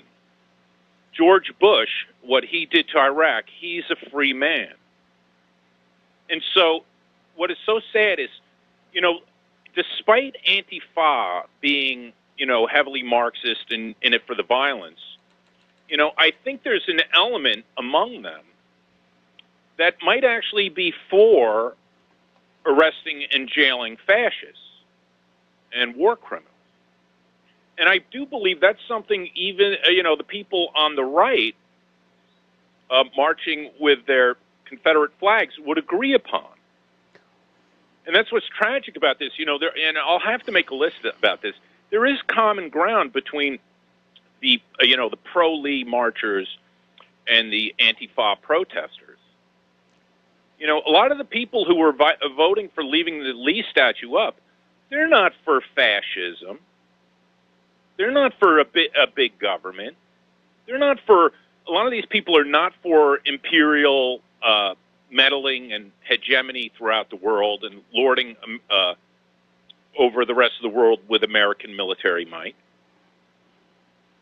So in a sense, it's sad that they're so, eager for a fight and have misguided youthful passions, that they embark in this path of futility and just needless, reckless violence, when if we could only unite these groups on these issues and focus on arresting the war criminals in our midst. And they still haven't been tried. 9/11 still has not been okay, Paul, I'm sorry to cut you off, but we're almost at the top of the hour here. What you need to understand, first of all, again, Antifa's leadership are being paid to go out and cause trouble and to keep everybody focused on these Civil War Confederate flag issues as a distraction, to keep us from thinking about what Hillary Clinton did, what George Bush did, what the CIA has been and is still doing. And that's why they're trying to get us looking at the past and talking about all that stuff, because otherwise America was starting to come together and say, look, after all this nonsense about Trump and Russia, and we have Hillary Clinton clearly colluding with Russia over the Uranium One deal, why are we not seeing prosecutions? And so all of a sudden they're fanning up racial tension, race riots, Antifa, violence. Oh, we've got to get rid of the Confederacy. It's all a big distraction. The Antifa is working for the Clintons, Bushes, and the CIA ultimately. And behind that, the New World Order. Well, I'm well aware of that. I'm just in that aspect of it, that they are working for Soros and that gang. But they need to be brought up, taught this. That's what's tragic about it. Well, again, when you've got a paycheck coming on in to be a jerk, you're going to continue to be a jerk. Paul, thank you for the phone call. We got to let you go and do a station identification. And aloha, America. Welcome back to our show here. And just let me tamp that down a little bit. Okay, so we're talking about the economic news. And by the way, this is hour number 3. The phone lines are open, 800-313-9443. Now, Vietnam just put 50 of their bankers on trial for graft and mismanagement. Following along in the patterns of Iceland, which threw their crooked bankers in jail. Places like Iran, which will actually execute criminal bankers, fraudulent bankers. Why are we not seeing that here in the United States? Why here in the United States do we have a system where every time a banker commits a major fraud, the American people are forced to cough up the money to cover the losses? That's not a system that is going to discourage or deter future fraud. If anything, it's going to encourage it. Yeah, let's run a scam. If it blows up, they'll just make the American people pay for it all here. Now, in June of last year, President Putin banned Jacob Rothschild and his New World Order banking cartel family from entering Russian territory under any circumstances whatsoever. And now, just over 1 year later, Putin has declared Russia is totally independent from the Rothschild New World Order banking cartel, which is why Russia has gone from being a friend and partner to the top of the U.S. government's special high-interest targets list. Because any time a country tries to break free from this scam of private central banking, the other nations still enslaved to private central banks will attack them. That's what happened leading up to World War II. At the end of World War I, the Treaty of Versailles imposed a private central bank on Germany. When the Nazis came to power, they shut that bank down. And they set up a new state bank and a value-based currency. And Germany's economy lit up like a Christmas tree. It was called the German Miracle. Actually got Hitler's face on the cover of Time magazine as their man of the year for the amazing economic miracle he'd pulled off. And everybody's saying, how did they do it? We need that here. And there was the crux of the problem. Because nations that are enslaved to private central banks cannot compete with nations with a free, honest economy. And that's when the machinations began to start a new war to destroy Germany. Same thing down in Libya. Libya threw out their private central bank. They started a state central bank and a value-based currency, the gold dinar. Then all of a sudden, oh my goodness, Gaddafi's this, Gaddafi's that. Color revolution, go on down, kill him. Shut down the state bank, impose a new private central bank on the people of Libya. The goal for the gold dinar, nobody knows where that went. Private central banking is not about banking, it's about enslaving the human race. Because the very best slaves that one can find are people who do not realize they're slaves, who do not see their slave chains for what they are. And your slave chain is the interest that is being charged on the currency you use to conduct your business with.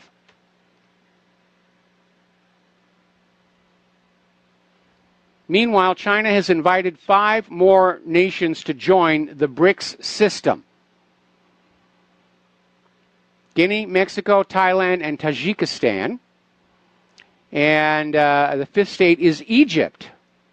And they've all been invited to come together and start looking at joining the BRICS and pivoting away from the doomed U.S. dollar-centric Western banking system. Now, this is an article which I think really illustrates the whole point that we do not have a working economy right now. This is over in the Miami Herald, and it's basically a character study, if you will, of a lady named Betsy Winkler, and it talks about how she will go around to like the bakery store and stock up on the expired, the breads and pastries that are past their sell-by date. They're getting stale, they're getting hard. And then she goes on over to all these other things and the food bank, and she hits the grocery store dumpster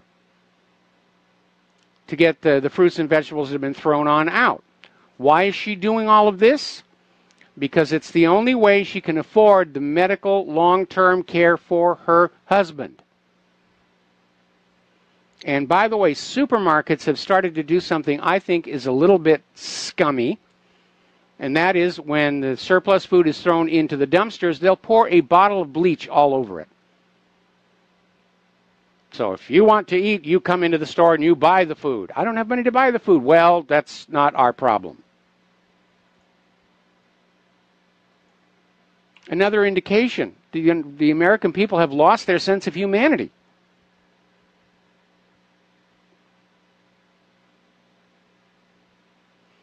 Now, apparently, with precautions around Calais proving to be more effective, thousands of migrants are now trying to reach Great Britain from the Spanish port of Bilbao. And apparently, police have stopped 1,700 stowaways at the port this year, 5 times more than last year. And of course, for every one they stop, who knows how many are actually getting through. It's not like it's a long trip. They just have to stay hidden for a little while and they can get off on the other side. We're going to do a shout out now to our on-air affiliates who are just now rejoining our network.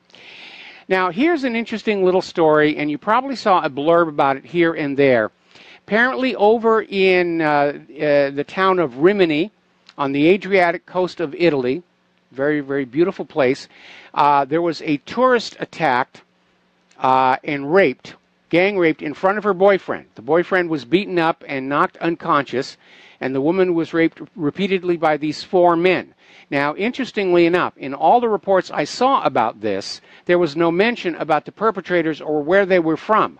Only in one newspaper, the Italian newspaper ANSA, was it pointed out the girls' attackers were dark-skinned and thought to be migrants.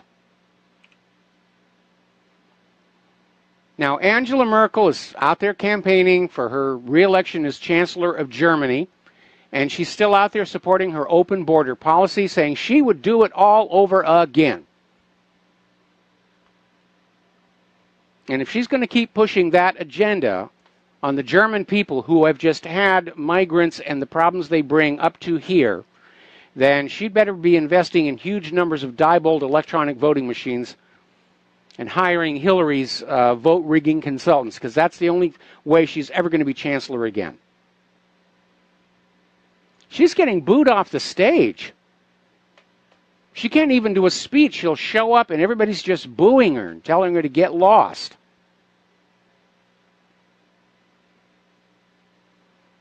Don't we all miss the world where our leaders were supposed to represent we the people rather than some shadowy figure in the background with a lot of money and dreams of global greatness?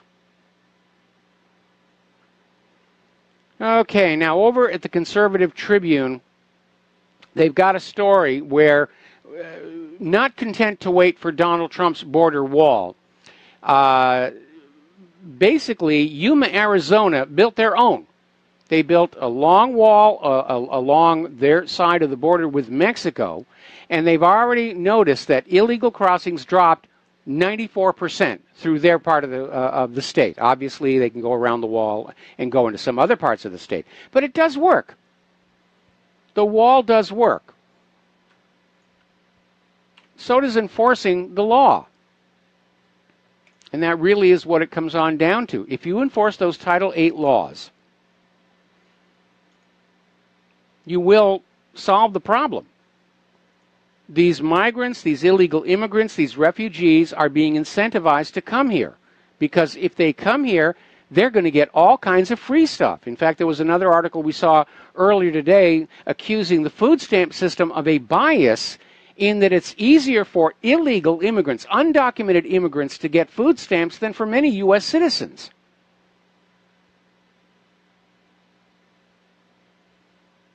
I'm sure those New World Order people go to bed at night dreaming that they're making a better planet.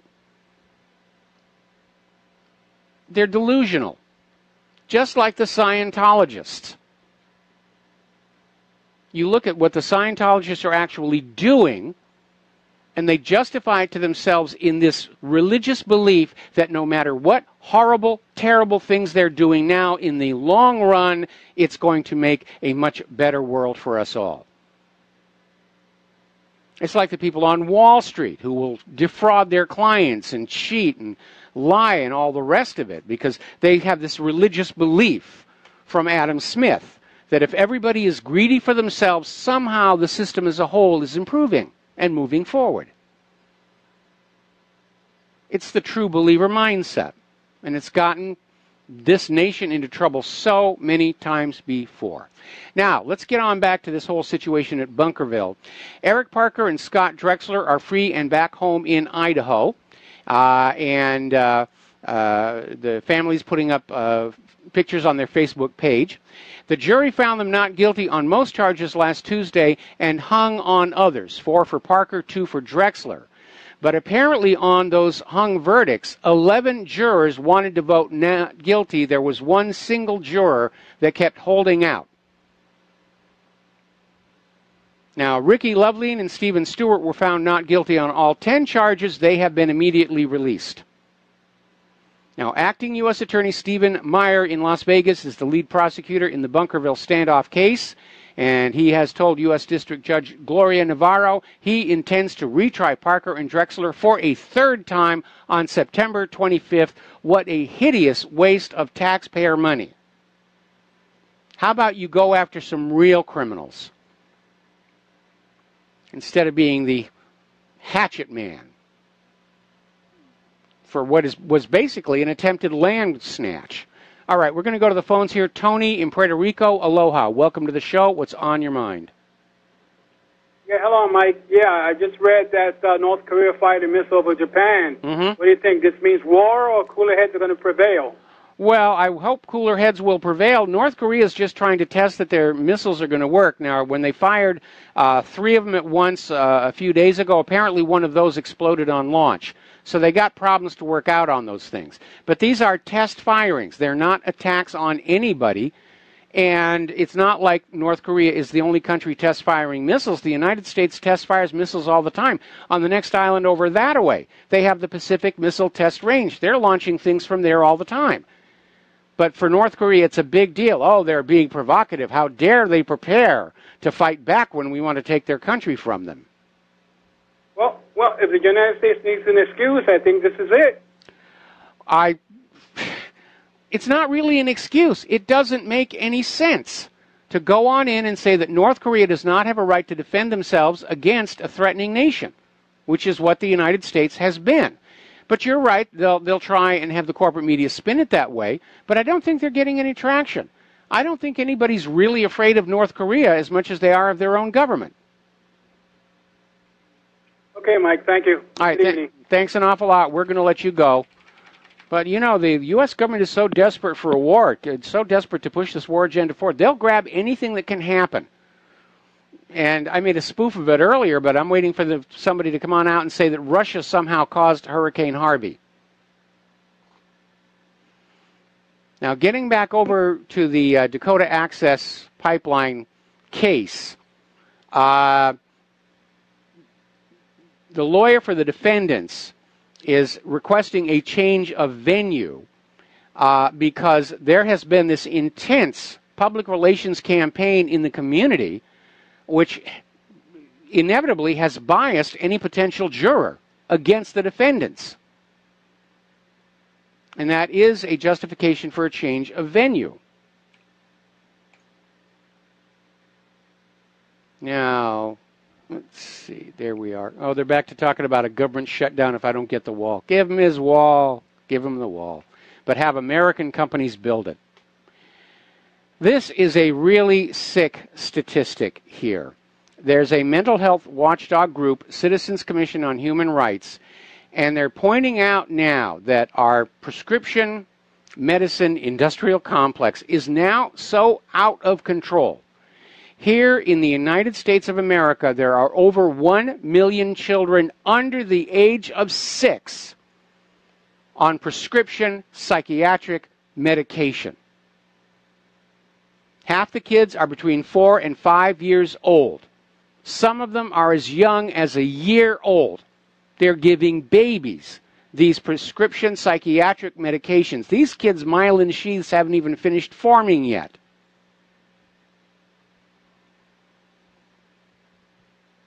Apparently, something like 4 million kids aged 6 to 12 are on some form of psychiatric medication.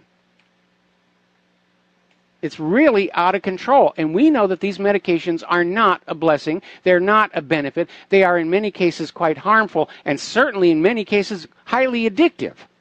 Let's get them hooked young. Well, you know, why bother with that? Let's just shoot them up with heroin or meth. Turn them into addicts. Useful members of society that way. And part of the problem, and this is over at Blacklisted News, apparently 68,000 doctors have been bribed, for lack of a better word, by Big Pharma to the total of $47 million to describe dangerous painkiller drugs. Everyone was talking about the opioid crisis in this country. And we're not talking about the heroin dealers on the street corner. We're talking about prescription opiates. And remember, there was these heads of this pharmaceutical company literally got caught and were prosecuted for incentivizing doctors to try and hook patients on these opiates, which are addictive. So there was this study out of the Boston Medical Center's Grayek Center for Addiction Medicine, was published in the American Journal of Public Health, and basically revealed that 1 out of every 12 American doctors has received at least one payment from an opioid pharmaceutical company to push their addictive products. It's getting harder and harder to tell the difference between these pharmaceutical corporations and the guy down on the street corner.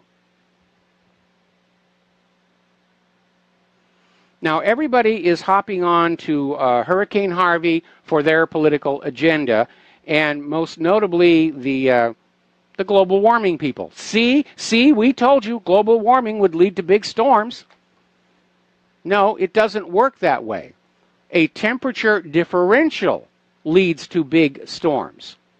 And you can get a big storm as easily by upper atmosphere cooling as by a warming ground. And the proof of that is out there in the outer solar system, where you have the gas giant planets, Jupiter, Saturn, Uranus, Neptune, and they have huge storms, some of them the size of our entire planet, at temperatures hundreds of degrees below zero.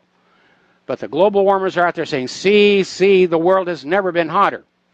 Well, that is not true, because yet another research project has confirmed that Earth was in fact much warmer during the medieval warming period. And Al Gore and his people want you to forget about that. They want you to forget about the Roman warming period and how not only did humankind survive, life was actually better because food was more abundant. It was that additional warmth and additional availability of food that allowed the Romans to turn their attention to building cities, discovering concrete. It was that warming and the abundance of food that allowed the Renaissance, that allowed work on science and art and architecture. These were golden ages for the human race when the earth was warmer.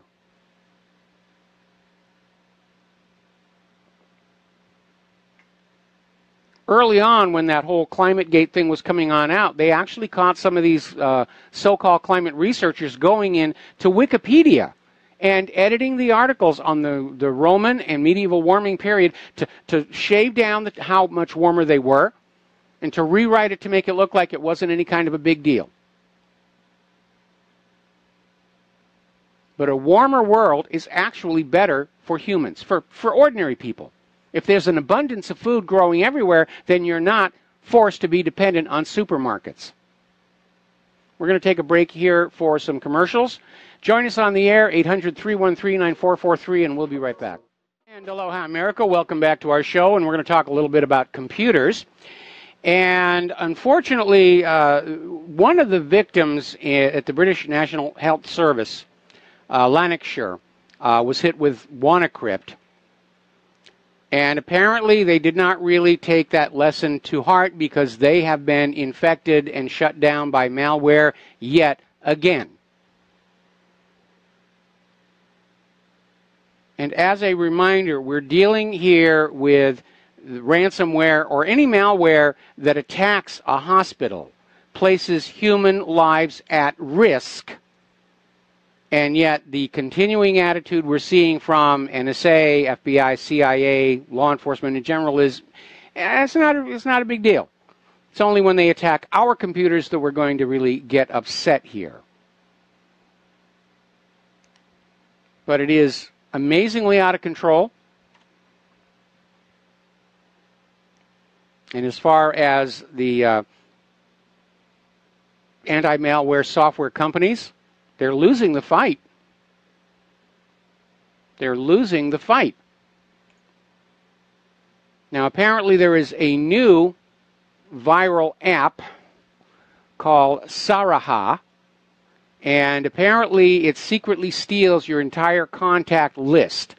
Supposedly this is one of the hottest iPhone and Android apps over the last couple of weeks, and basically it's a device to send anonymous messages between Saraha users back and forth. But in the process, it's uploading your phone contacts to the company's servers for no reason whatsoever other than to find out who you're talking to, which suggests to me this is an intelligence operation.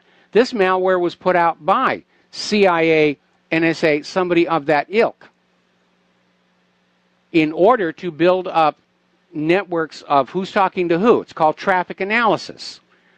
And it's a way of gleaning intelligence data about people without having to actually listen to the calls or read the messages, which I'm sure they're capable of doing anyway. But that's the only reason to be grabbing everybody's contact list, is to try and build a map of who is talking to who. Now, here is the fly in the ointment. How many telemarketer calls do you get? How many wrong numbers do you get? So, I don't want anybody to know who my contacts are. It's none of their business. But that's the only explanation I can figure. It's a spy operation to just build this gigantic global map of who is talking to who. Now, back before 9/11, there was this big stink about these Israeli companies that were building telephone infrastructure for the United States and the United States government.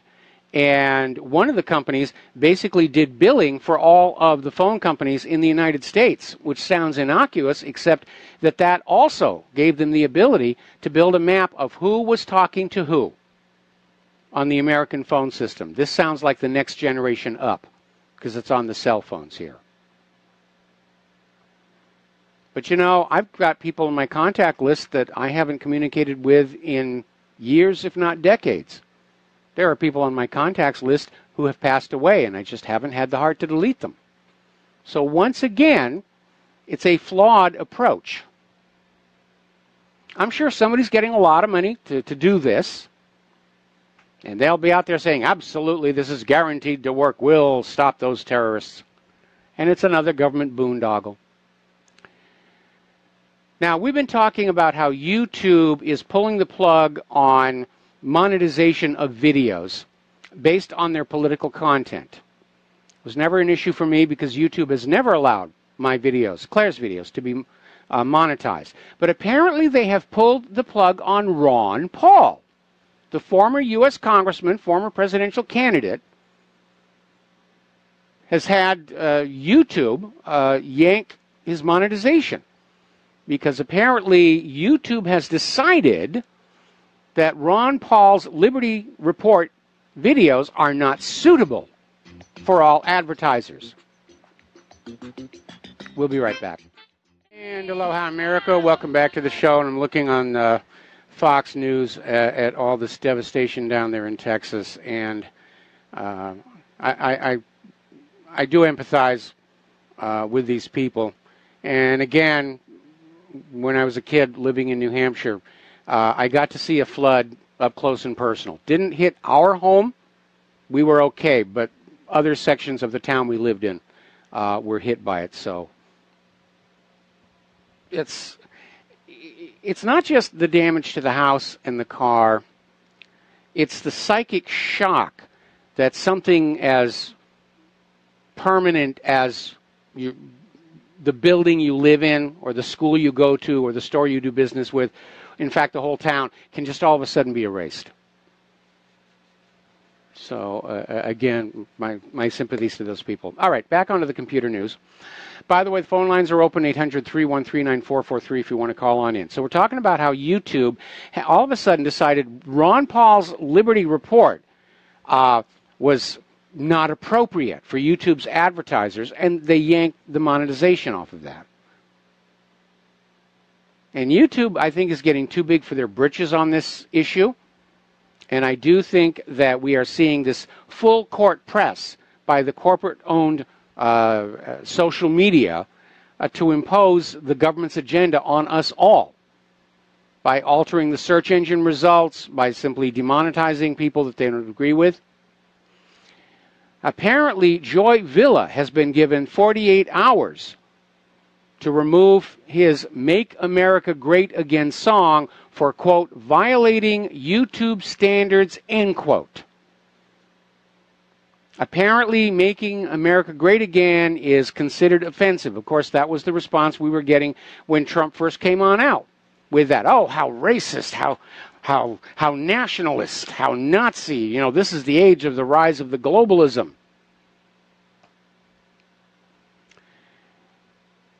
Now, we had a caller who called in a little while ago regarding the Stormfront website being shut down, their domain name provider or their ISP, or somebody just said, we don't want to have you on here.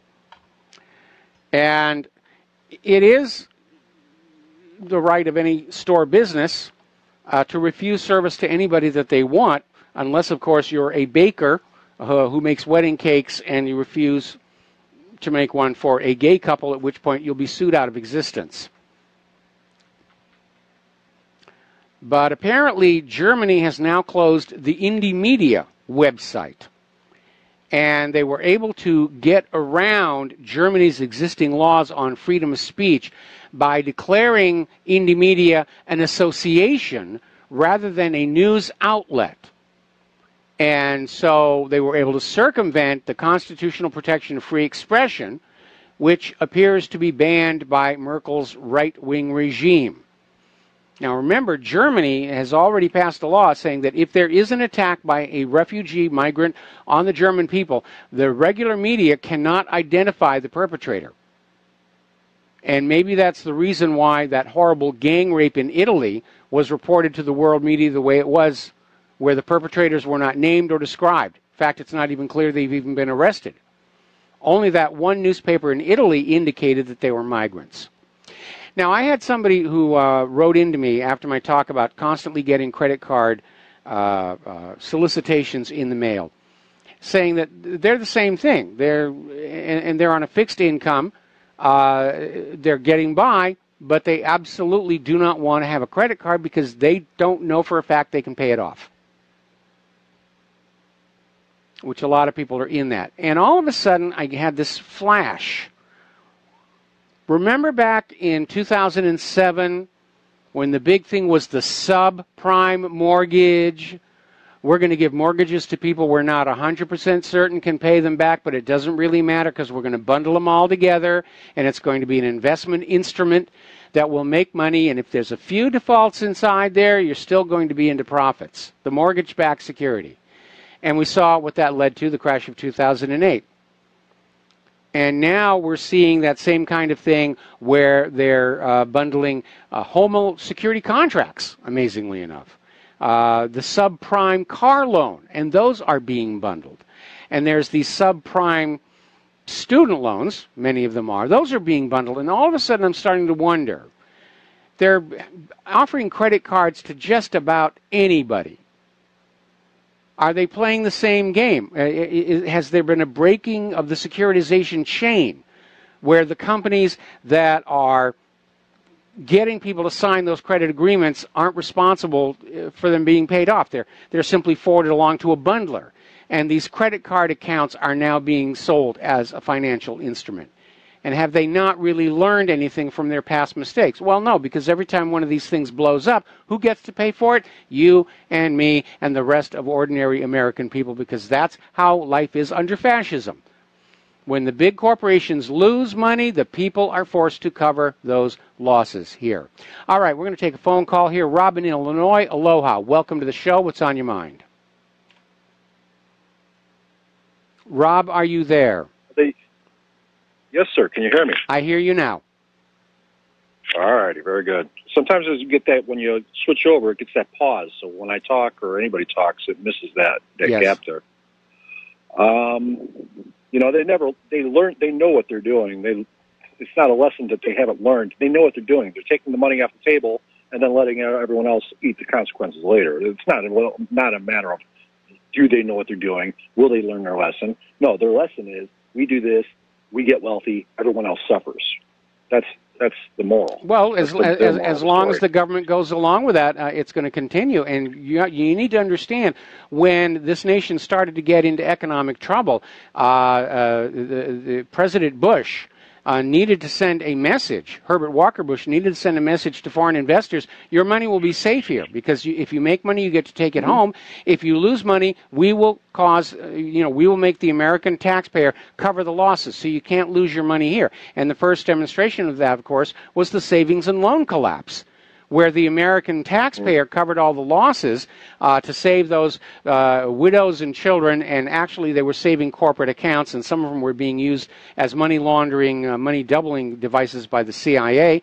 And that was the demonstration to the rest of the world. Yes, we're running a fascist economic investment here. You can put your money here, and it'll be perfectly safe. If you make a profit, you get to keep it. But you can't lose any money, because the American people will cover those losses. And yes, it's intentional. Right. This isn't why I called in, but it does tie into this. I don't know if I heard it if you were talking about it or somebody else. I listen to so many programs or broadcasts every day that this stuff gets, whoever was talking about it. But this also ties into why they ended up upping the ante and going after people's guns and whatnot, is because these foreign investors didn't think their money was safe here, because the American people had the right to bear arms. Yes. And the right to bear arms, the more the government taxed us, and if they figured it out, then these foreign investors are like, oh, wait a minute, they'll just stand up against the government, and we lost our money. So that's when they started going up against these militias and going up against creating these new gun laws and going after the Second Amendment, because these foreign investors all around the world, we set a bad example for the rest of the world. We have free speech and we have a Second Amendment, which we're a bad influence for the rest of the world. And they didn't like that, and that's why they didn't think their money was safe here. Okay? Okay. And you know what? I heard it on, they were talking about it on the Common Sense show yesterday. Freedomsphoenix.com is the guy that was talking about it. But anyway, Joy Villa is a she, and that's the woman, the pop singer who showed up at the Grammys. Remember, she made the big splash when she wore the Make America Great Again dress? Yes, now I remember. Now I remember. They're all shaming her, and it turned out that the guy that designed it for her was her gay designer, who was Asian or Filipino or something of the sort. And Joy Villa, she's mixed race, and she's a patriot. She loves America, and she's one of those few people in Hollywood and all that was actually getting out from the crowd, because everyone else was, because anyone that's in Hollywood or the pop music industry, they have to hide. They say, oh, we love America and so on, they get blacklisted. Yes. You know, like right now, Antonio Sabato Jr. He's running for, was he running for Senate? And he can't get an acting job ever again because he's running for Senate. He's speaking about how America is great, and you know, be a patriot, and you know. Yeah, and it's such a shock here because I mean, you know, when I was a kid growing up in New Hampshire, and of course, you know, when you're growing up in that part of the country and you have the ancestry I had on my mother's side of the family, the American Revolution is actually family history. It's local history. It's right there in front of you, and we were encouraged by the media, by the schools, by our families to be proud in our nation, to be proud in America, to be proud of the flag. That being a patriot was a good thing. And all of a sudden we're in this age here where all of a sudden they're trying to shame anybody who wants to put their own nation you know, for as the highest priority. No, you can't do that. You know, you have to think, you know, globalism. And yeah, we're seeing these people who are standing up and wanting to say, I want to make America great again. They're being attacked. And more it's coming from these voices who have been allowed in through these open borders, who understand that if nationalism does have a resurgence here in the United States, that we're going to close those borders and we're going to start throwing these people out. Mm-hmm. Absolutely. You know, there's a whole list of things to talk about, but our time is short. I want to direct your listeners. I don't know how many listeners just tune in and hear your show, but Republic Broadcasting Network has a lot of good hosts and broadcasting hosts, including yourself, on this network. And I would like to point to them on Sunday nights. There's a dude called Robert Raybould. Mm-hmm. He does a great show, 10 p.m. Central. I believe he's got a 4-hour show. And then there's Ralph Winthrop, Sunday evenings. He talks a lot about Constitution, contracts, you know, the different loopholes. Which I thought of him when you're like, well, I own my car, it's paid off, while Ralph Winthrop and others will tell you, you do not own that car. Yes, you bought it, you purchased it, you had it on your credit, you might have paid it off, but technically you do not own it. You know, the sadness of it is like if you paid off your house, you do not own your house. Try not paying your property taxes. See how long you own it. You know what I mean? I see that point. Yes. Good. Yeah, see, that's good with Ralph Winthrop. So maybe some people don't have access to the internet or whatnot, but I also remind people that they can get to the archives even through the phone lines, from what I heard. So if they want to investigate that and check it out, they'd be well informed. Okay, well, thank you for that. Right. But, you know, at least let me put it this way. My Honda is paid off. That's one less party that can come on in and grab it. And I hesitate to say nobody would have a reason for taking it, but then I was saying that right up to the day some joyriders stole it and broke that. Well, yeah, your previous caller had a good point. Now, this how many tens of thousands of cars got lost in this Houston deal? You know, so that's going to be a thrust in they're going to get rid of some inventory for that. So unfortunately, people are going to have to look out. A lot of those cars are going to be hitting the sales papers, and you might be picking up lemons that were flooded. So everyone's going to be aware of that in the future. There's one pertinent question I had to ask you, Mike. Yeah. You mentioned the Red Cross earlier. Now, is the Red Cross still, is it, I don't know. We know the Red Cross, okay? We want to believe in the Red Cross, but are they still a good organization to donate to? Are they doing the good work that they're saying they would be doing in their mission statement? Unfortunately, the Red Cross has in fact been hit by numerous scandals throughout the years of misappropriation of the money, but at this particular point, apparently they do have supplies they're sending on in. Frankly, if you are of a mood to help out the people in Houston, I would go down and actually look for some charities that are operating out of the local churches in Houston and various places like that, because the reality is in this day and age, there are a lot of charities where most of the money that you donate winds up not actually helping the people who need it. It's used up in administrative fees and so forth and so on. Claire and I, we're involved here on Oahu, and we basically give directly to the programs that are actually helping the community. So I would definitely go with something small and local in Houston at this particular point. Again, because of all the negative scandals that have come on out about the Red Cross through the years. Right. I was particularly interested in the Red Cross because we know that, like, when we donate to these charities, it's like 10 cents out of every dollar, if that, goes to actually helping the cause that they said they're going to help. And what you just brought up, going locally, that's what Vincent Finelli tells you on RBN. He has a morning show here Monday through Friday. And he says, hey, he looks for local communities. If he can give directly to people, he'll do that over anything else. But giving these organizations, you don't know what they're doing with their money. Most of the money, too often, is going to the people that are, you know, the president and vice president and the bookkeeper, and everything else is getting lost in the mix. And, you know, the percentage of money that's actually going to the cause is just, it's minuscule. So if you can find, and people should take your advice, find something local, you know, vet them out, and go that route, and it'll help a lot more people than going through these organizations. But let's hope Red Cross is doing what they, you know, we hope they're doing. So, well, at least, Mike, at least I appreciate your time. Okay, at least in terms of what was in their warehouses on the East Coast, it is on the way, and we have to give them credit where credit is due on that situation. We're going to switch over here to Don in Iowa. Aloha, welcome to the show. What's on your mind? Don, are you there?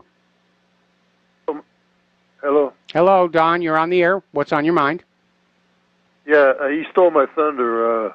I was going to tell you about Joy Villa being a woman. Okay, well, yeah, I blew that one definitely, but once he described her at the Grammys, yeah, I remember who she is. Do you have any? Yeah, she had that famous gown.